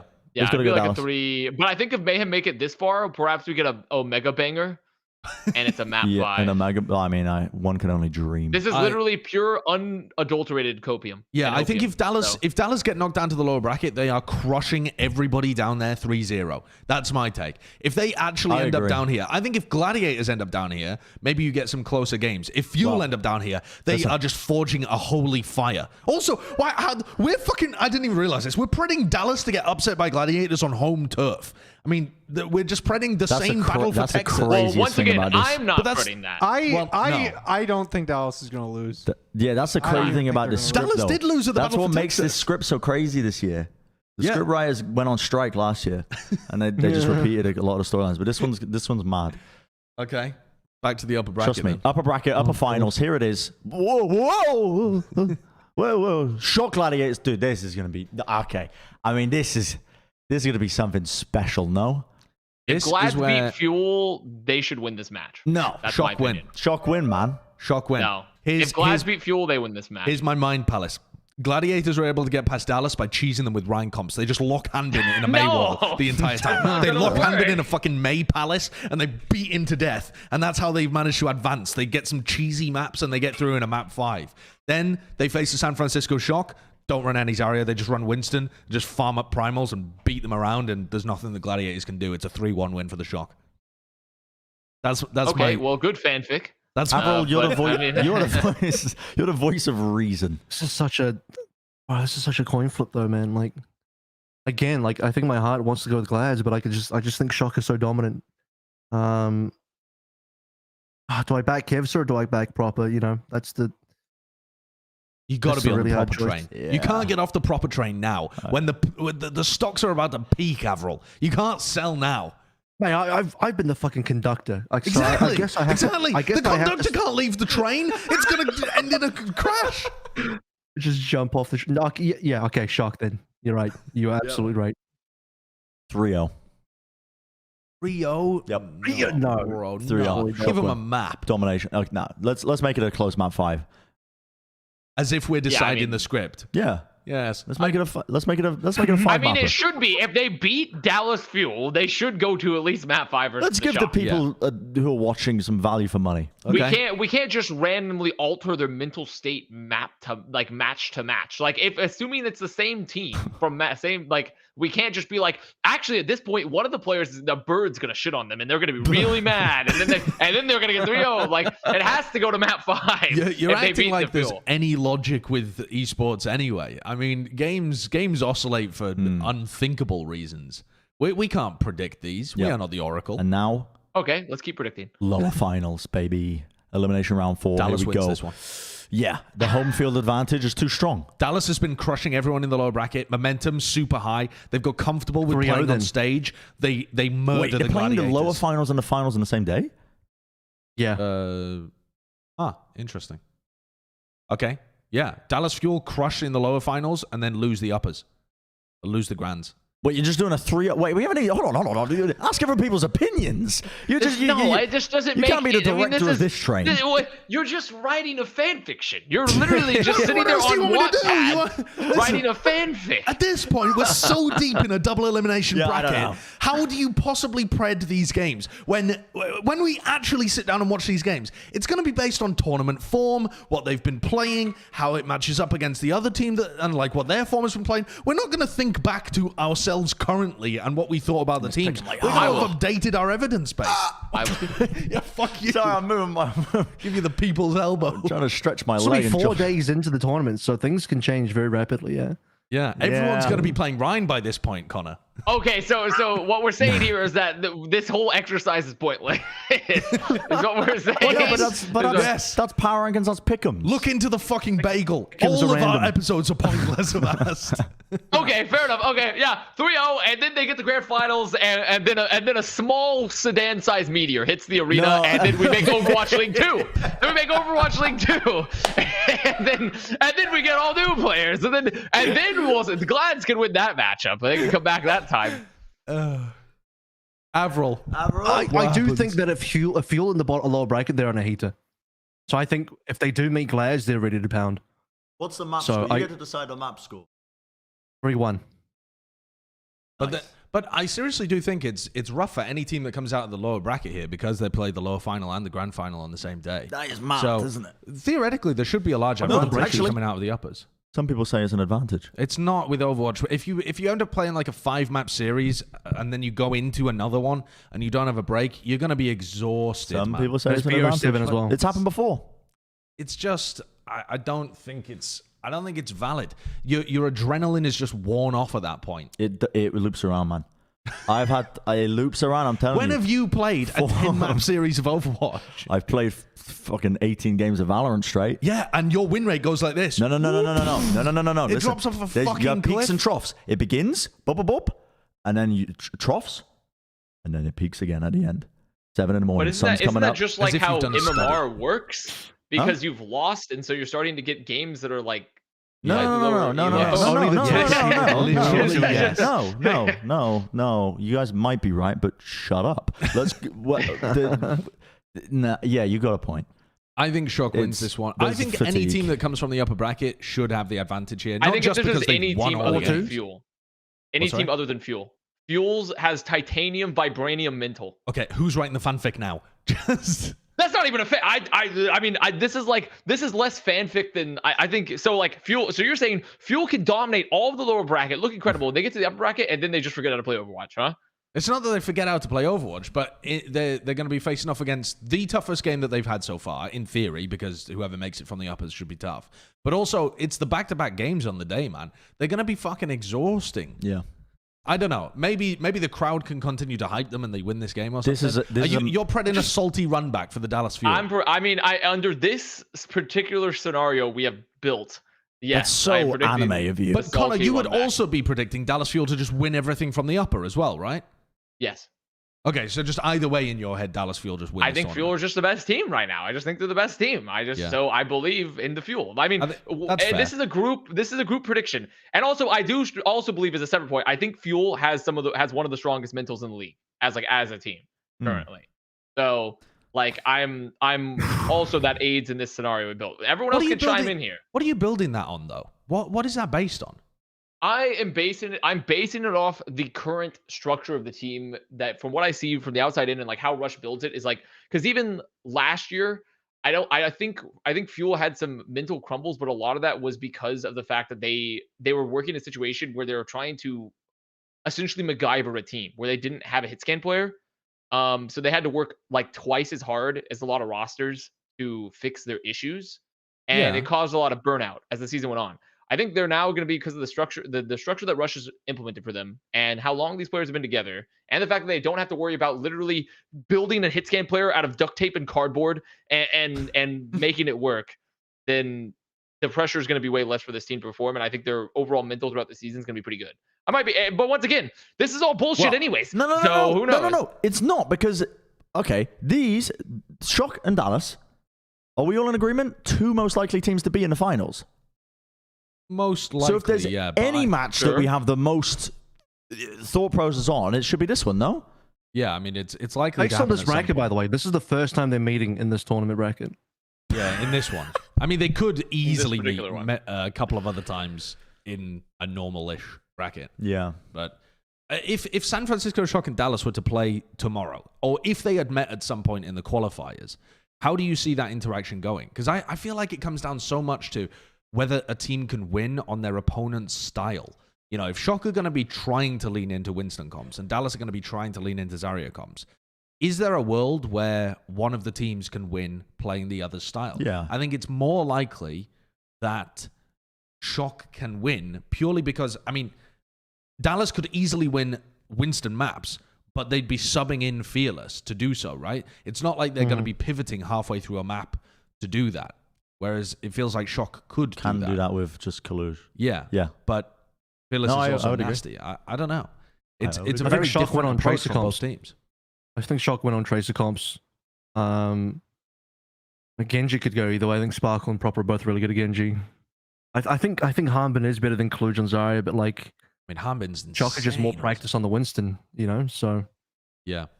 So map picks in game mode order is very important here. Yeah. Which we don't really know. We're just speculating. So we're leaning Shock apart from Connor. Yeah, if that's where we want to go, I won't be. And then the Sedan meteorite hits. Give it a 4-3 ultra bang. Yeah, I want us to be the ultra bang. Map ultra bang. There's a draw in the middle. They have to bring out IVs onto the stage. I'm trying to get somebody vomits on stage. They have to reset a computer. That I'm trying to go to League, this in person.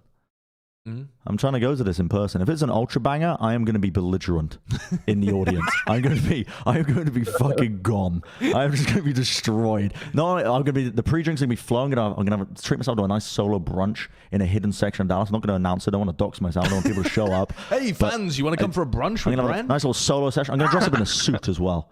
I'm going to suit up. I'm going to be there in a finals. Make a jacket. And I'm just gonna be in the VIP section, just drinking champagne by myself. That actually sounds incredible.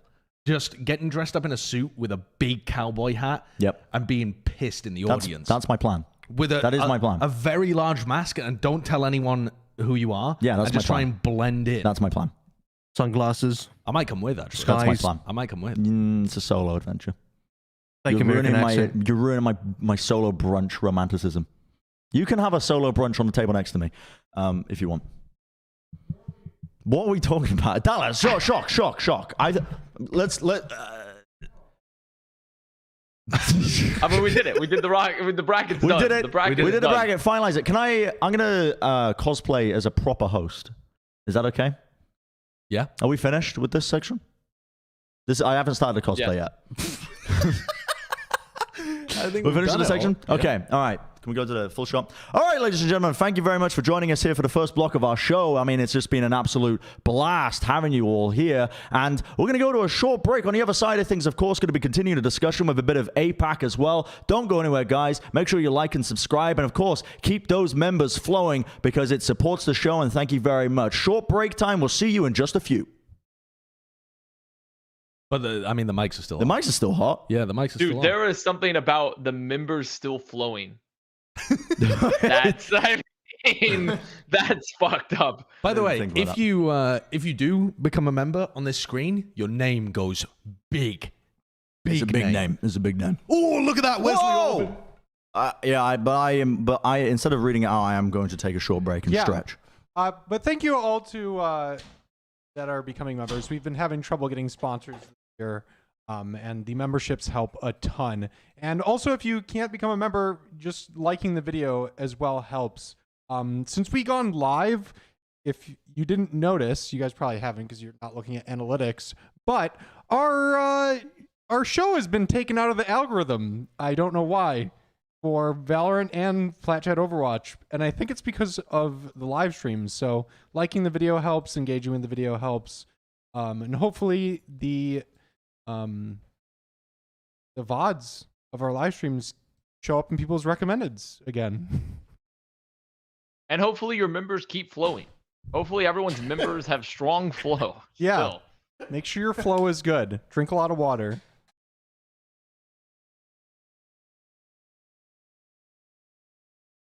Also, I gotta find music for this this segment, but I don't have any currently. Let me see if I can load something up real quick. I'm sure I have some Kevin McLeod. The silence is very calming. Oh, we got some Kevin McLeod. Where are we? No, I don't. Where the heck is Kevin? You have to have Kevin McLeod saved on your computer somewhere. Hold on, let me...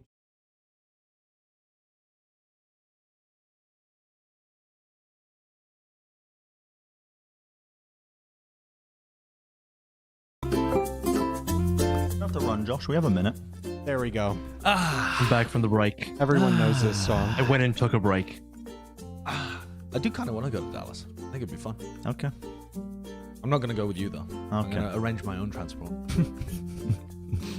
going to walk there. I'm going to set off tonight. Okay, I'm going to set off tonight. Cool. If you do want to go, you should message Taz. Oh. Just because he said if I want a +1 to come with me, then he needs to know ASAP. They're going to lock people out, are they? Yeah. They're going to give you the whole VIP treatment. They're going to give you the backstage pass. They're going to give you a tour. Whoa. Yep. And if you're lucky, you can also do an interview. Do an interview? Yep. What does that with me. What does that mean? Thank you all for the members. Thanks for all the memberships, Thank everybody. you. I appreciate it, everybody. Thanks for keeping the show on track. And big shout out to the non-members for having annoying hot takes. All right, we're back to the show. All right. Welcome back. It's the most important part of the episode. It's the APAC part. You got the hosting now. Yep, I've got the little hosting stick. Hey, it's me, back hosting. Thank God. The reason being is that listen, APAC has been absolute chaos. First of all, before we even move on to our first topic, AVRL, you haven't been on the show. All of the conversation last week was just APAC is in turmoil. Have you started to see the Matrix yet? Have you started to weave your little webs? What, sorry? My Prids in APAC are actually pretty consistent. The only team that has consistently boomed me in APAC Prids is the Fusion, because they cannot decide whether they want to be a good team or bad team, so I have to flip a coin. Fine. So, but I otherwise have nailed it, I think. I mean, honestly, they have kind of solidified a little bit. You had, Shanghai Dragons winning much more, even though some of those were squeaky. You had, LA Valiant and the Charge have just kind of been losing mostly. But if you live in Los Angeles and you're a really big fan of your home team, wow, great news. They won! They won! There were celebrations on the street of LA. I mean, there were people climbing lampposts. They had to be greased. People flipping cars, burning stuff down. And that's even before you got to the Overwatch League celebrations. That's just a regular night in LA. Valiant finally won. They'd been getting 2-3, 2-3, 2-3, 2-3. And now they get their win. That's a big moment. I mean, especially Dia being able to get his win. Because I don't really give a fuck about the org, but the players, rooting for him. They've been looking good for a while. Like, here's the thing about Valiant is you have to, for the people that haven't seen them yet, you just remember this as the last year's Valiant. They've obviously changed up the whole team. They got No Hill on, who's, has a legendary kind of reputation, bit of a meme lord as well, rubbing his nipples behind Dia on stream. But that's my favorite memes. Just rubbing your nips behind Since people. the last time I was on here when we were talking about Valiant, and he had that, he woke up at 10 p.m. and implemented coaching situation. He had another one of those situations where he's like, yeah, I spent between 5 p.m. to 5 a.m. thinking of a composition. I finally got it. We're like, what composition did he think up of? But this team, you talk about the results. They had all these 2-3s. They always get this kind of 2-1 lead. They get match point, but then they can't close out the series. And in some ways, it's like I don't know if it's more tragic. I guess it's less tragic than the Gladiators, but it's more tragic because it's happened to them 3 times in a row. Yeah. In a row as well, which is wild. Like match point, 2-1, can't close out the series. Shanghai was in one of those teams, which is a big deal for like Dia and a lot of the CC core because they're all ex-Shanghai Academy, or Dia's been on Shanghai itself.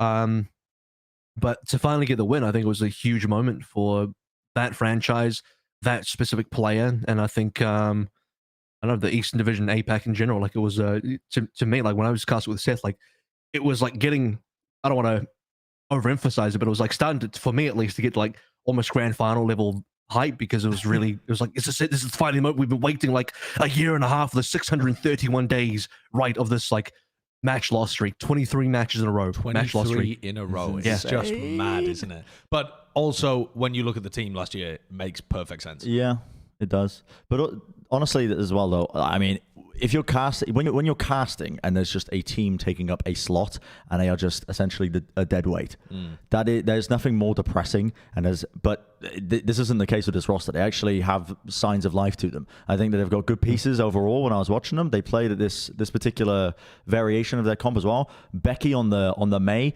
absolutely unbelievable at times as well with the icicle aim, just popping the heck off. And yeah, I mean, it's mad exciting. You don't immediately come into the series and just think, oh god, okay, another day at the office. Yes, honey. You think, okay, there's some upset potential here with this team. Yeah, they have had an unfortunate beginning to the season, but even last week we were discussing whether or not to put them above the Guangzhou Charge, which that seems kind of obvious now, right? Like they aren't even the lowest team in APAC currently. They're clearly this still sounds like BM, but they're clearly the second lowest. They're clearly the on the way up. You think? No, I think they're better than Hunters. They're better than Chengdu. Yeah, at the moment. They've been looking better than Hunters, I think. Right. I mean, they literally... I was meaning over the course of this year so far, because I wouldn't say they're better than Chengdu over the course of the season so far, but this week. But Chengdu are in a weird spot. Like they are like almost like a lower tier fusion. In which case, like they can't decide whether they're good or not, because they have weeks where Jinmu's popping off on the Genji. Then they have other days where guys not really doing too much of anything, and they're trying different comps out. And now Jinmu's on the Soldier. It's looking very average, right? And Daisy is still trying to figure out his place. Gaga's having to play both Winston and Zarya, and I don't think he's super confident on Zarya yet. So their team is just in a super weird place. So it was the perfect game, I think, for the Valiant to come in and win. Chengdu's former players as well have also now just been getting swallowed up by the Guangzhou Charge Academy team, right? Yeah. They have. They signed that. They released the roster, or they like announced the roster, and it has like a Aprita and can't remember who else besides Jimmy. Aprita on it. Jimmy. Forgot about Jimmy. Yeah, I forgot about Jimmy. Of course. Motherfuckers forgot about Jimmy. How could we forget about Jimmy? So that's such an important character in the overall Veltel's on the team. scene. Oh yeah, Veltel. That's true. Kyo X. Do you anticipate those guys getting moved up to the main team at some point throughout the year? Because Guangzhou are struggling. I don't know how their contracts. They're not 2-way as far as I'm aware. I don't think they're 2-way.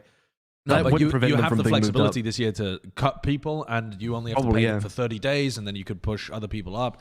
Like, it would only take a month, and they could redo their entire roster. Yeah, it makes sense. In some ways, you can imagine that basically Guangzhou just increased their roster size by like another 6 or 7 players, right? So, if you want to look in that perspective, then they now have access to a pretty impressive pool of players to pull from if they want to do that. So I mean, I think Aprita could be. I mean, it's clear that I feel like they've been struggling very heavily with like the developed Soldier, and Aprita could be like a fix for that. But also, they have Eileen, who they just don't play. So like, I don't know exactly like where they want to go with that roster. But like Evil Tool over Unique, I'd be like, oh, wait a minute here, that's something. So they have some options. Yeah, I mean, think there with those particular players. Clear upgrades, I think, towards the roster, like clear upgrades, but. Yeah, I don't know. We'll see, right? Because it's the academy team. Yeah. I mean, they could just do a whole switcheroo. I'm just theory crafting here as to what their options would be. Yeah. I think the best part about APAC right now is that it's like people call it like, oh, chaotic and unpredictable. It is kind of those things. Like I don't vibe with like any sort of clown fiesta comments, because I think what you have is you have close competition where teams are like good enough that they can beat each other, and upsets can and will happen. I think that's exciting, and I would personally rather have that than situations in NA where you walk into half the games, you know the result before you even watch. Like, well, why bother watching? Like, that's not exciting at all. Like, you know, I know Vancouver's losing. I just not going to bother watching that. It's just pointless. So at least all 7 teams in APAC, I can be pretty confident that like you're not 100% sure, you know? Well, wait, you say that, but Boston beat Justice. So everyone thought Justice was going to win. That was the one. That London beat Atlanta. Definitely an exception. And London beat Atlanta. Yeah. But Boston won in APAC as well. But definitely there are less upset results. Now, the team, though, that has been clowny, there's been one team recently in APAC that's been a bit dodgy, and it's the Philadelphia Fusion, because they looked nasty. I think, did you even rank them last week, Connor, as the number 1 team, or was it number 2 in APAC? It was top 2 either way. It was number 1, I think. I can't remember what I ended up doing it, but it was number 1 or 2. I can't remember. Yeah, it was 1 or 2. I feel like we put Fusion at number 1. Was it you that said... I liked Fusion a lot. You said Fusion were going to be in the grand finals. Yep, grand finals was a shock. All the way, baby. Okay, I want them to be the grand finals. I can't disprove that yet. Well, okay, so... But they have gone whoopsie and gone 3-3. There were some fuck-ups. There were some fucky-wuckies that they did in their match. Some big misplays, some big moments that were like, you could point to it as the key deciding factor in terms of them losing maps in the series. But people definitely kind of took those one big moments and applied it to the whole of their game plan and their gameplay, which is not the case. I mean, this team still looks nasty at times. Zest is a freak of nature. This guy is an actual freak of nature when he plays Genji. The encoding on the stream, I think, is just absolutely bogged on APAC, and it can't keep up with his mouse movements. You watch him play, and I'm watching like glimpses of like a frame, and he's performing so quickly, you can't even tell what's going on sometimes. But overall, this entire team is nasty. I think they definitely, though, have a calling issue in terms of when they bring in MN3, who MN3 I think looks consistently better than Carpe when he plays those roles, but they definitely seem to have an issue with the calling structure, or at least making good decisions in high-pressure scenarios, which is one of the biggest issues for them. And honestly, that also applies when Carpe is in as well, but I think it's been more consistent when MN3 has been into this in this roster, and they end up playing him. And the other big thing I noticed across both or like multiple series that they've played, at least in this week, is Aim God really just getting picked to pieces a lot of the time. I think in terms of the backline, the guy, I don't know if it's like a tunnel vision problem or if it's just Philadelphia Fusion not peeling effectively or the positioning, but sometimes his pathing when he's being pressured is just getting essentially corralled into a corner and picked off a lot of the times in these team fights. Which is like the one weakness that I thought was consistent. Well, he's had a hot and cold performance, and I think that's like indicative of the entire team's performance. It's hot and cold. Like, this is the team that is capable of being the very best team in APAC, beating Shanghai Dragons 3-0, but also the same team that can also lose 1-3 to Chengdu, right? So they can be anywhere between 1 and 5 in the rankings quite easily.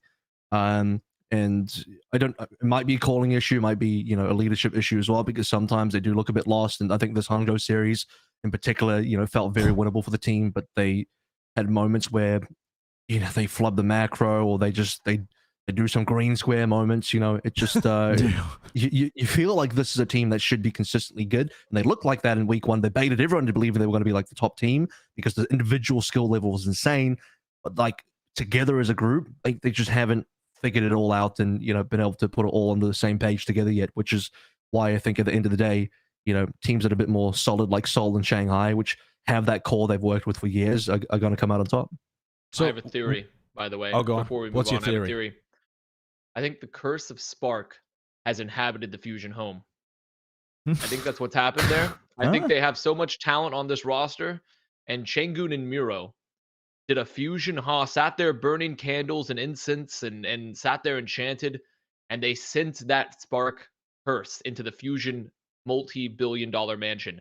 And you could see it here in multiple spaghetti drops.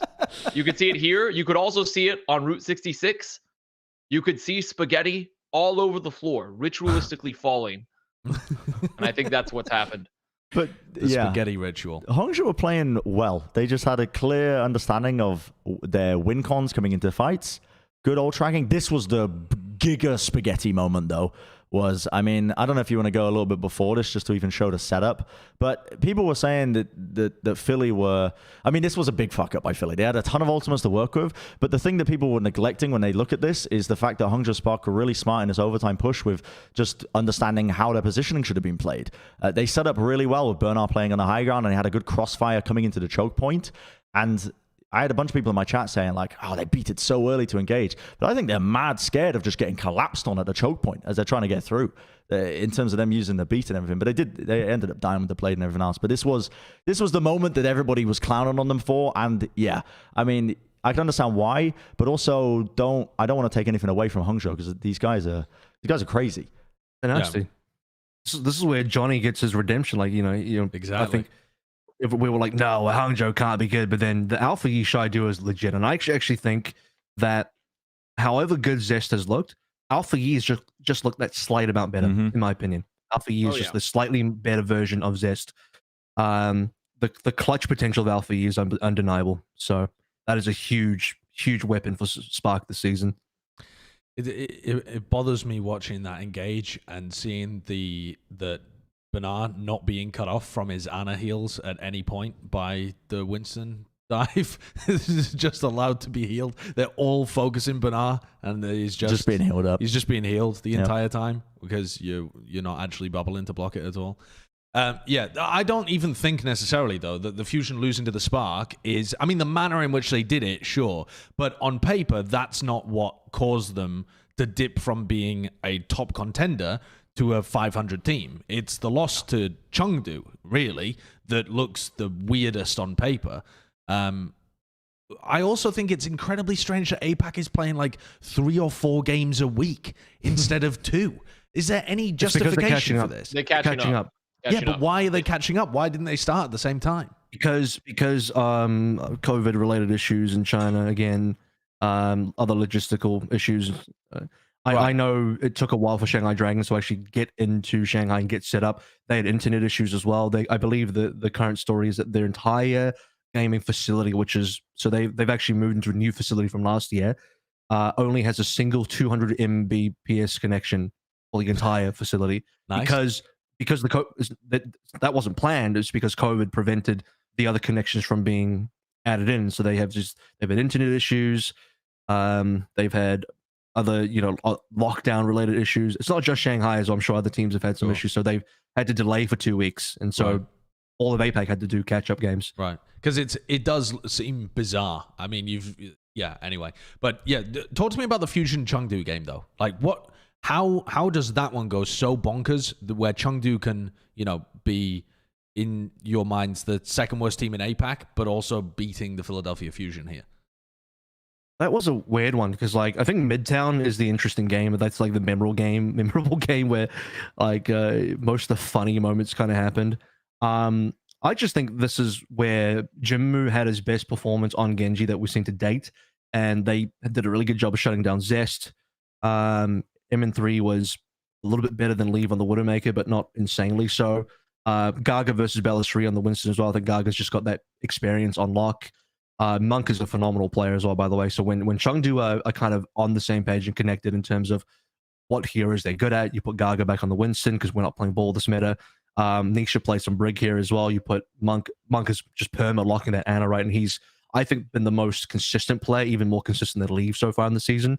Yeah, I mean, Chengdu, when the stars align, they can look like a pretty scary team. And for Fusion, this is during their 2 games where they're shaken up. They're losing to teams now. They got rocked by Seoul as well. The typical strategy of Zest go kill not working this time around. So I don't know. Like, was all in those your things head combined. though? It's more to do with Chengdu actually figuring their shit out and looking good compared to Philly falling over. I can be both, right? Like, I think it's both at the same time because Chengdu get to. I think Jinmu's been super inconsistent this season, but this is one of his best games where, like, right. I believe he even got play the match this game because his Genji legitimately was so good and he actually looked better than Zest and kind of clowned on me a little bit because I left Jinmu out of the Genji conversation because I was like, nah, Jinmu's not really it this season. I think, Zest, Alpha Yi, who are you? I'm forgetting a player, but those are the guys you're looking out for. Not so much Shinmu, but then he just showed the fuck up. Like, he was actually insane. So Chengdu, when things are rolling for them and they're playing areas they're good at, they're actually good.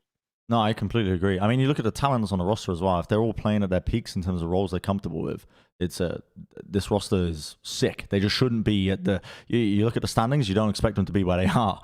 This was a fucking great outplay by MGod, though. He actually just wiggled around, and then I think actually coming up after this was a bit of a feed moment, because it's like the entire win confidence. They can contest now that he's got 2. He just needs to hit a Bionade or a sleep.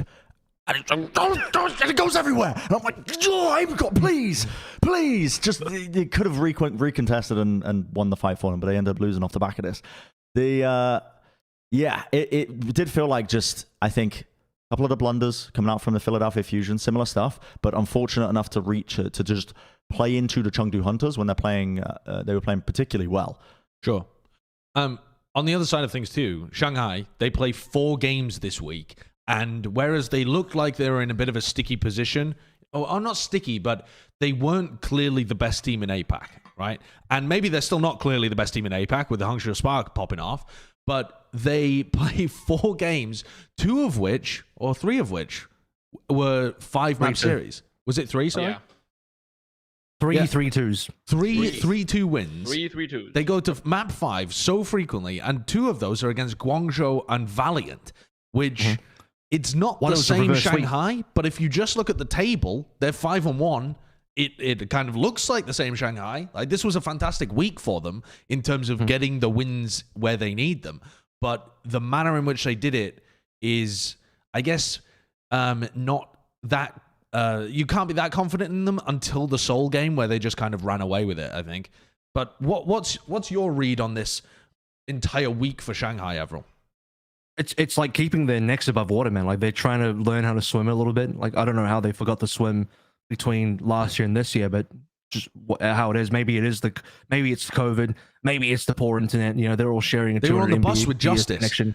They were on the bus with Justice, and they all whacked their heads. Forgot how to swim. Yeah. So you have the first match, which they lose to Philly, and everyone's like, "What the shit is going on here? Like, that can't be possible." And people clowning on me, by the way, for putting Shanghai second in my power rankings. There you go. But then, yeah, I mean, they're still a clutch team. I mean, at the end of the day, I think Shanghai's DNA is still there. They're being saved by Who Are You this season, because Who Are You's Genji is top tier. I mean, I think people sometimes kind of like doubt him because you didn't see him at all last year, except for some of the pity games versus Valiant, right? I don't even know if he got that much playtime on NYXL before that. So everyone's kind of like, well, he didn't really. Does Who Are You even play this game? Like, is he good? No, he comes back and he's like, okay, Apex level Who Are You is back, and he maybe even better. Like, this guy is phenomenal. So he's been saving the bacon of this team, and they look better every single match. Every single match, they look better. And I personally think by the time we get to the finals, they probably just win it, because they are literally improving every single game, and that's scary as fuck, because it's Chengdu, it's Shanghai rather. So I mean. Yeah, you can't take that Mat 5 against them. Like, they're so hard to clean up a series against, because their clutch factor and their level of skill at the end of the day is just hard to match. Even if you get them early, you don't get them in the end. They had to turn around. I think they had to, like, really, out of all the teams, that I think this team was also hit the hardest by the loss of an off tank.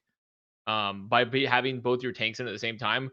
When I watched a lot of their matches, it felt like it seemed like it's like someone that's like lost a limb and they still feel the phantom pains. You know, it's like at points they turn around and they'd be like, "Where's Void? Like, Void should be here. Like, right now, Void should be like right." Like, when I'd watch them engage and I'd watch how they set up a lot of their dives and also a lot of their neutral fights where they like get ready to set up a fights, it felt like they were still playing their spacing and expecting a Void to be there and just be like, "Don't worry, I got you." Like, they were expecting.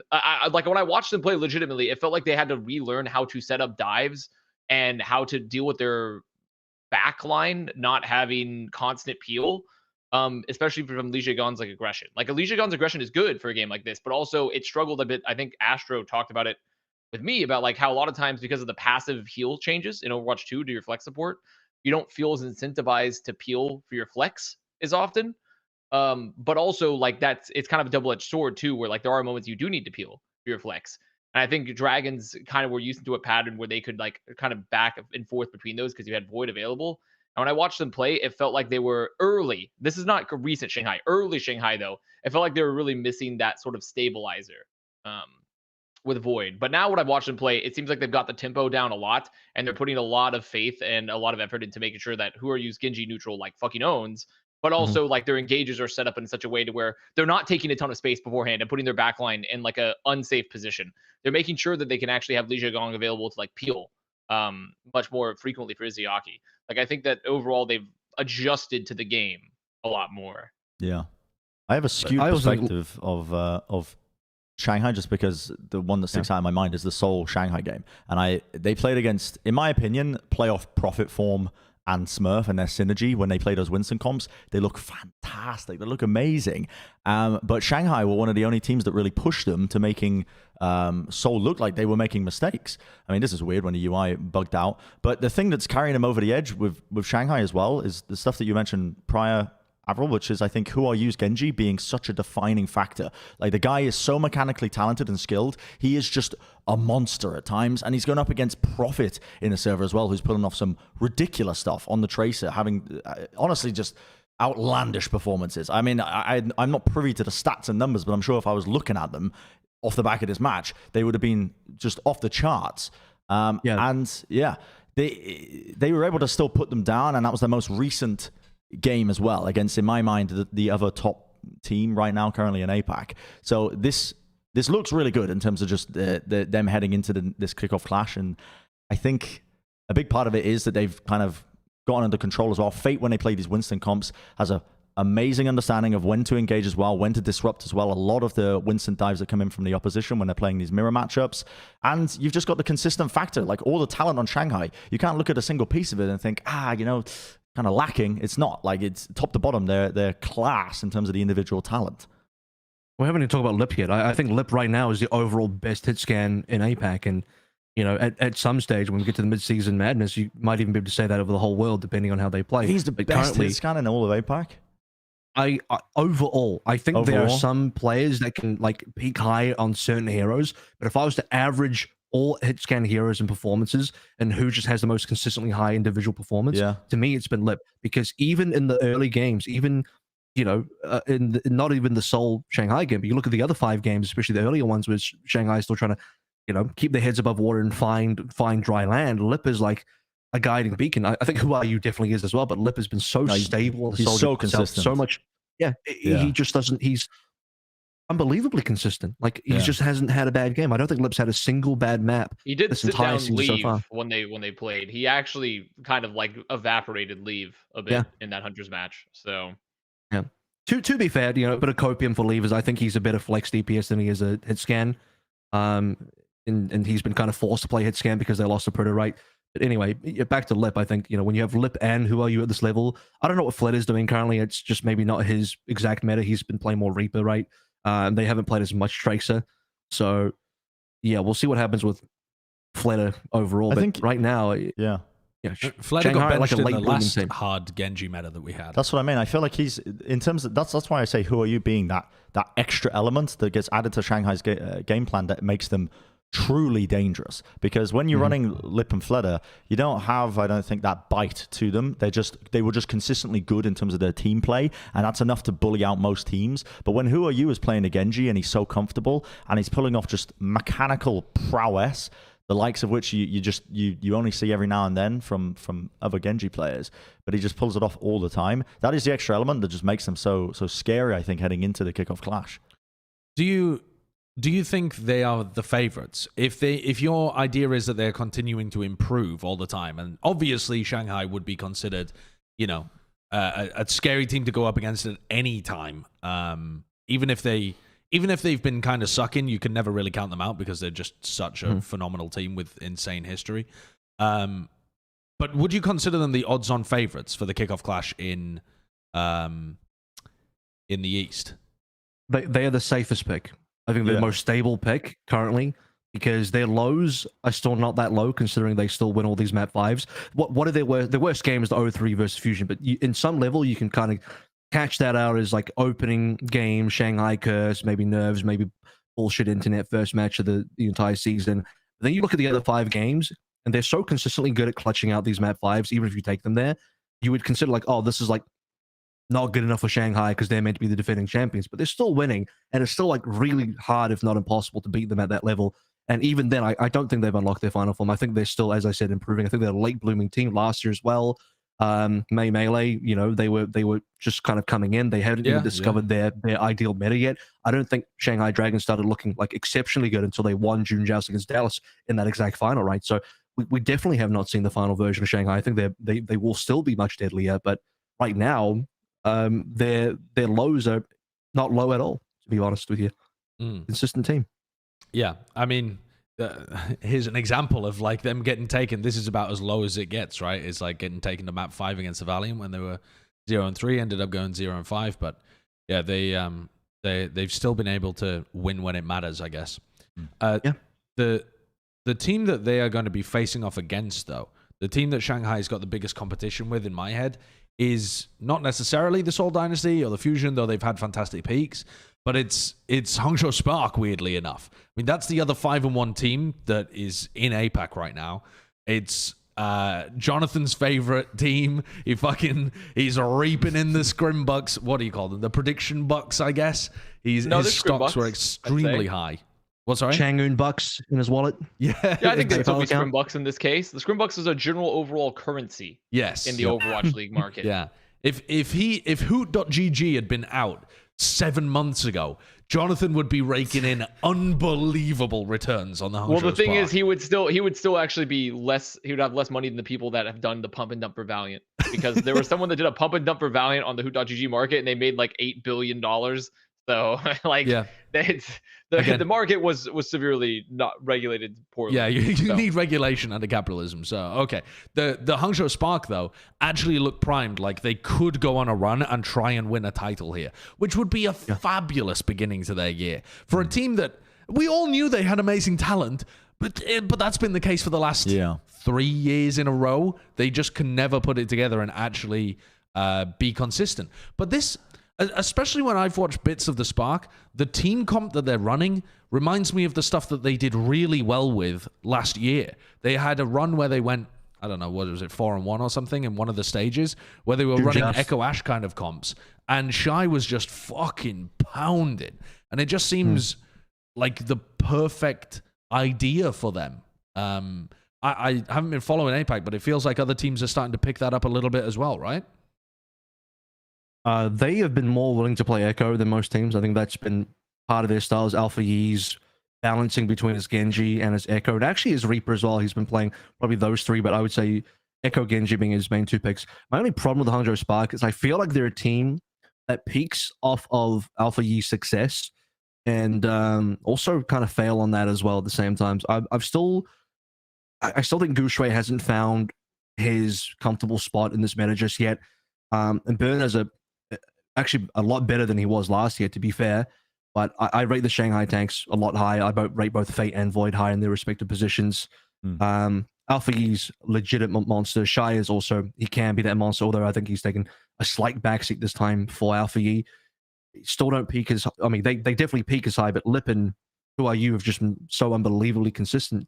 And then the ultimate selling point ends up being the Easy Lee Jagon duo, right? So Hangzhou, they're in a position where they can absolutely peak at the right time to beat Shanghai, but can they do it enough? Let's say they win their game, Shanghai win their game, upper bracket final, Shanghai go to lower bracket, they go to grand finals.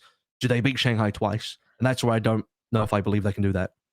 Yeah, I think I look at this team and I see, I mean, with Alpha Yee, I keep singing the praises of this guy because he is unbelievable when it comes to the Genji and the Echo.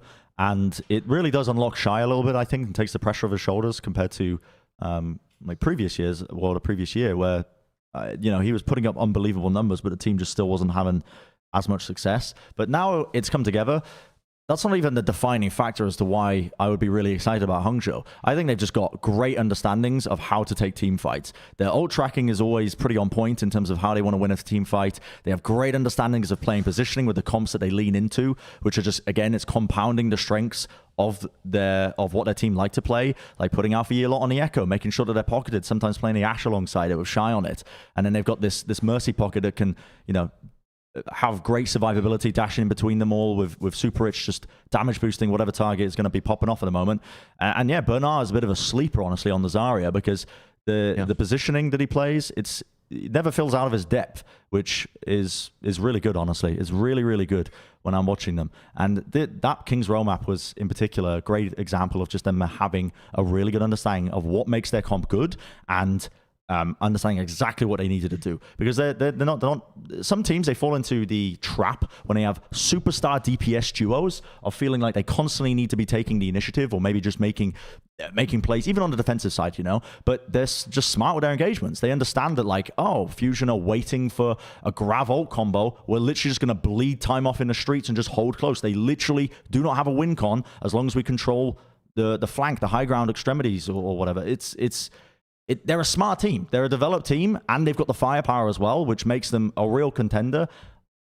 They're up there with Seoul in my mind, but it's an interesting 3-horse race where I would agree with our earlier points talking about, or your point, Avril, talking about Shanghai being the safe pick, because they definitely are. Definitely a 3-horse race, I think. Yeah. Do you think it's a 3-horse race in the same way, pretty much, that North America is right now, where you have, you know, Dallas are your Shanghai, and then you have the two teams of like Shock and Gladiators. Shanghai haven't dominated as much as Dallas, so I don't know if I'd go with that. And I would also say that Philly, they have the same win Philly record, kind right? of has the outside. But yeah. Philly, I would put in the same kind of label as we're attaching to Gladiators in a way. Does that make sense? In terms of just we're constantly putting into question Gladiators and performing in high pressure scenarios. Right. Philly just consistently are making poor decisions, I think, when it comes to high pressure scenarios and their maps and their overall calling or their general ideas as well. The talent's there, but they still have that outside chance, I think. So in some ways, I think it might just be that, I don't know. Let's take a look at the pick'ems. Glads have also never gone to map 5 with like a team we would consider towards the bottom of the region yet, while Fusion have. Yes. So like I don't think it's quite the same ballpark still, because Fusion feels way more variable than them.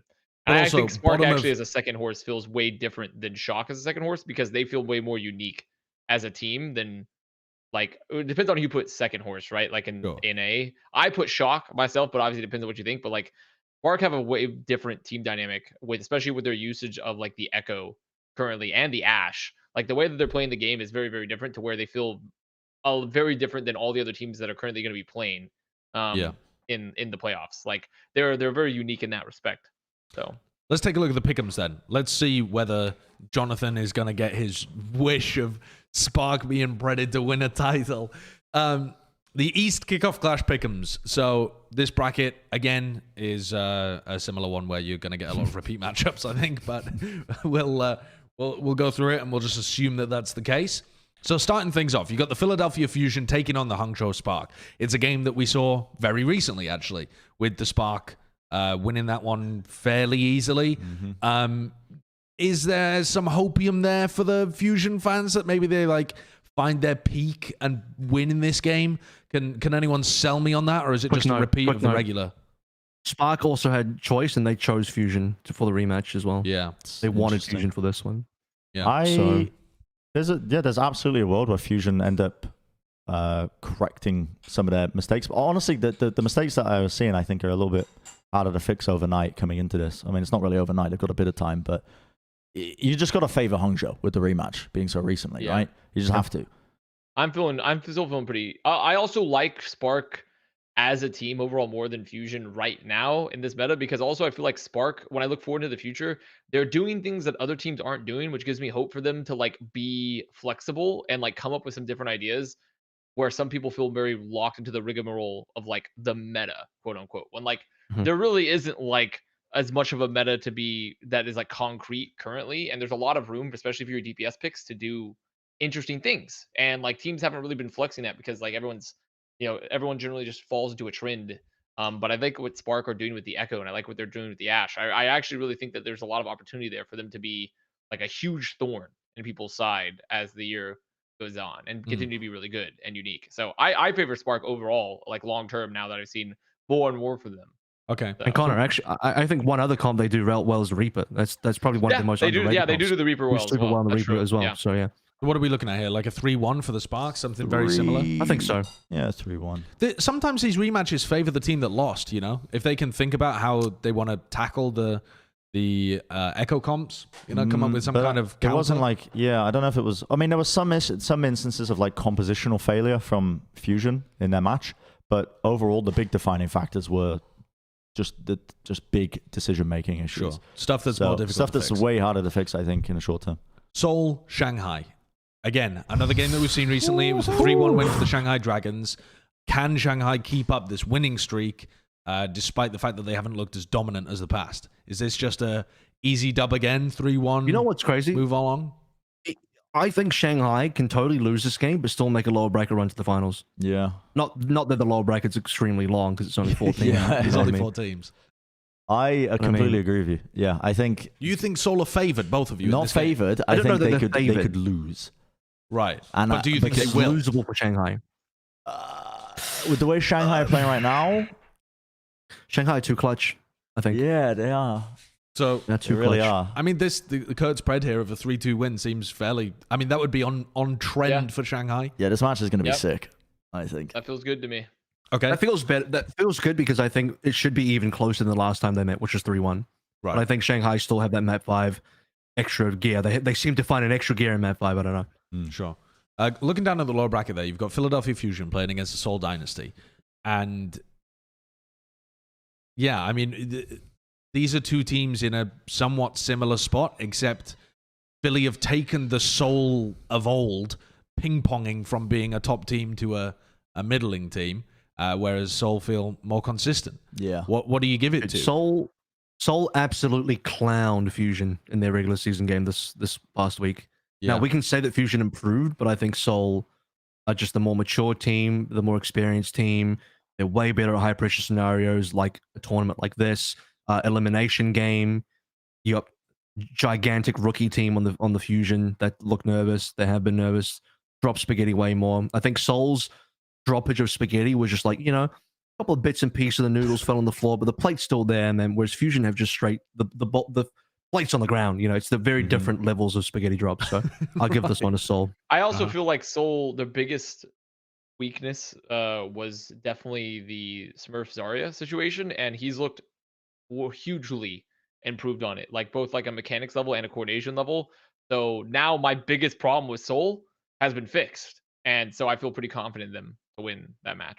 Okay, so what are we looking at here then? 3-1, 3-0? I think 3-1, but also, yeah, just I want to reiterate not to sleep on Philly because I don't know if the pieces align, if the stars align, and they're reborn under the stars as they're coalescing and the energy starts funneling its way into Earth, then they could go on a bit of a run. I think. Yeah, actually, let's make it a map bracket 5. is very much sleeping on Philly, or not sleeping, but this bracket is assuming that Philadelphia's recent form is the one that carries on, not their early form. Yeah, I think every team. But what is dangerous. their early form? Because you could also say that the early form is like the other teams were still coming up and Philly peaked early, or they started off a little bit higher, but everyone else is now kind of shot above them.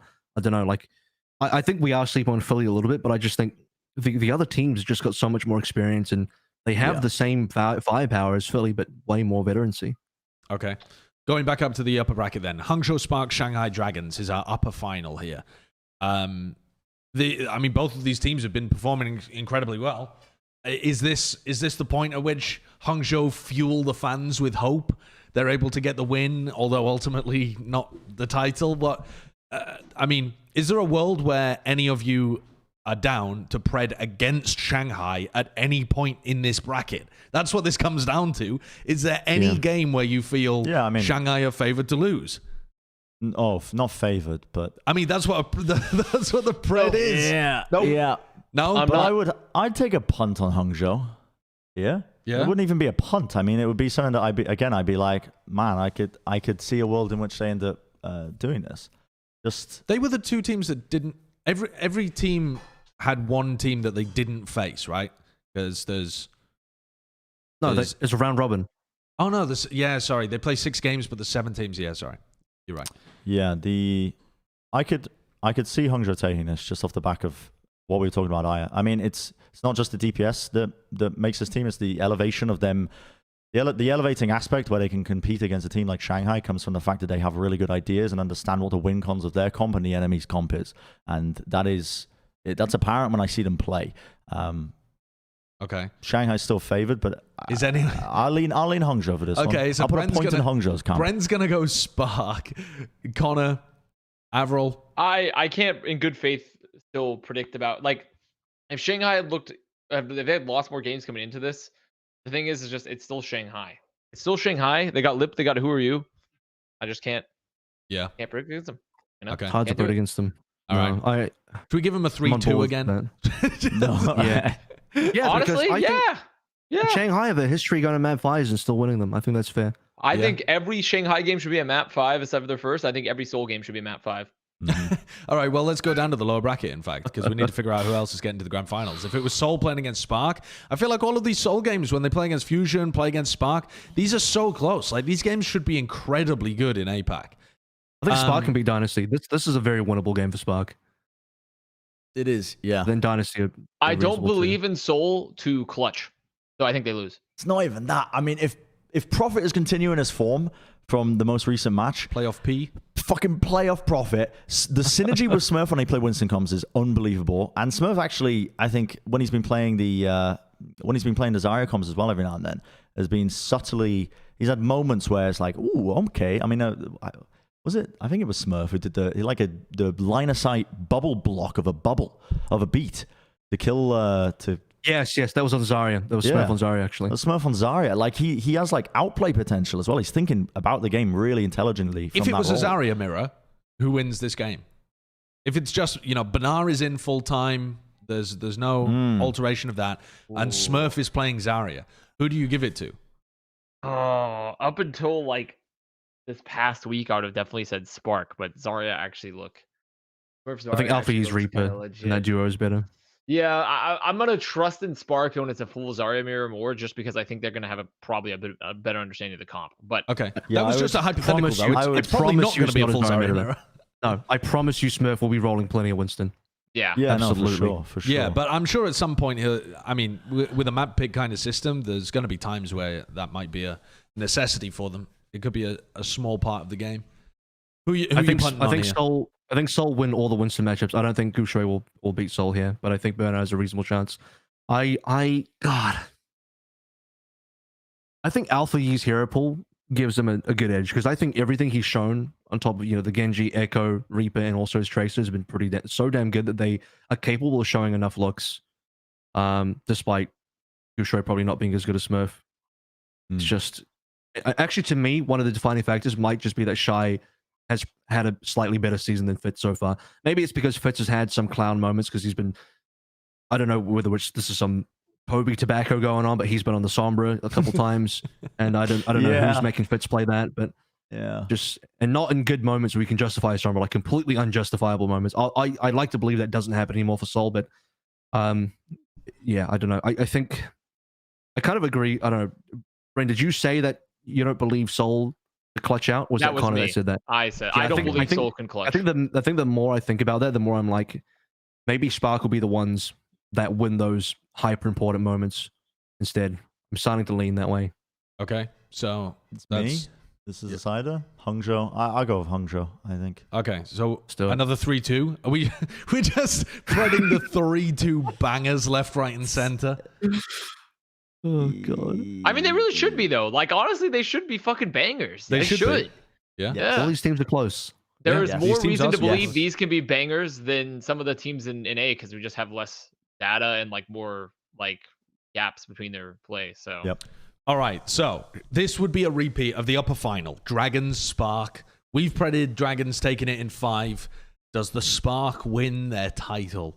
Their first title. I believe it'd be their first, right? They haven't won anything before. Nope. didn't they win a stage?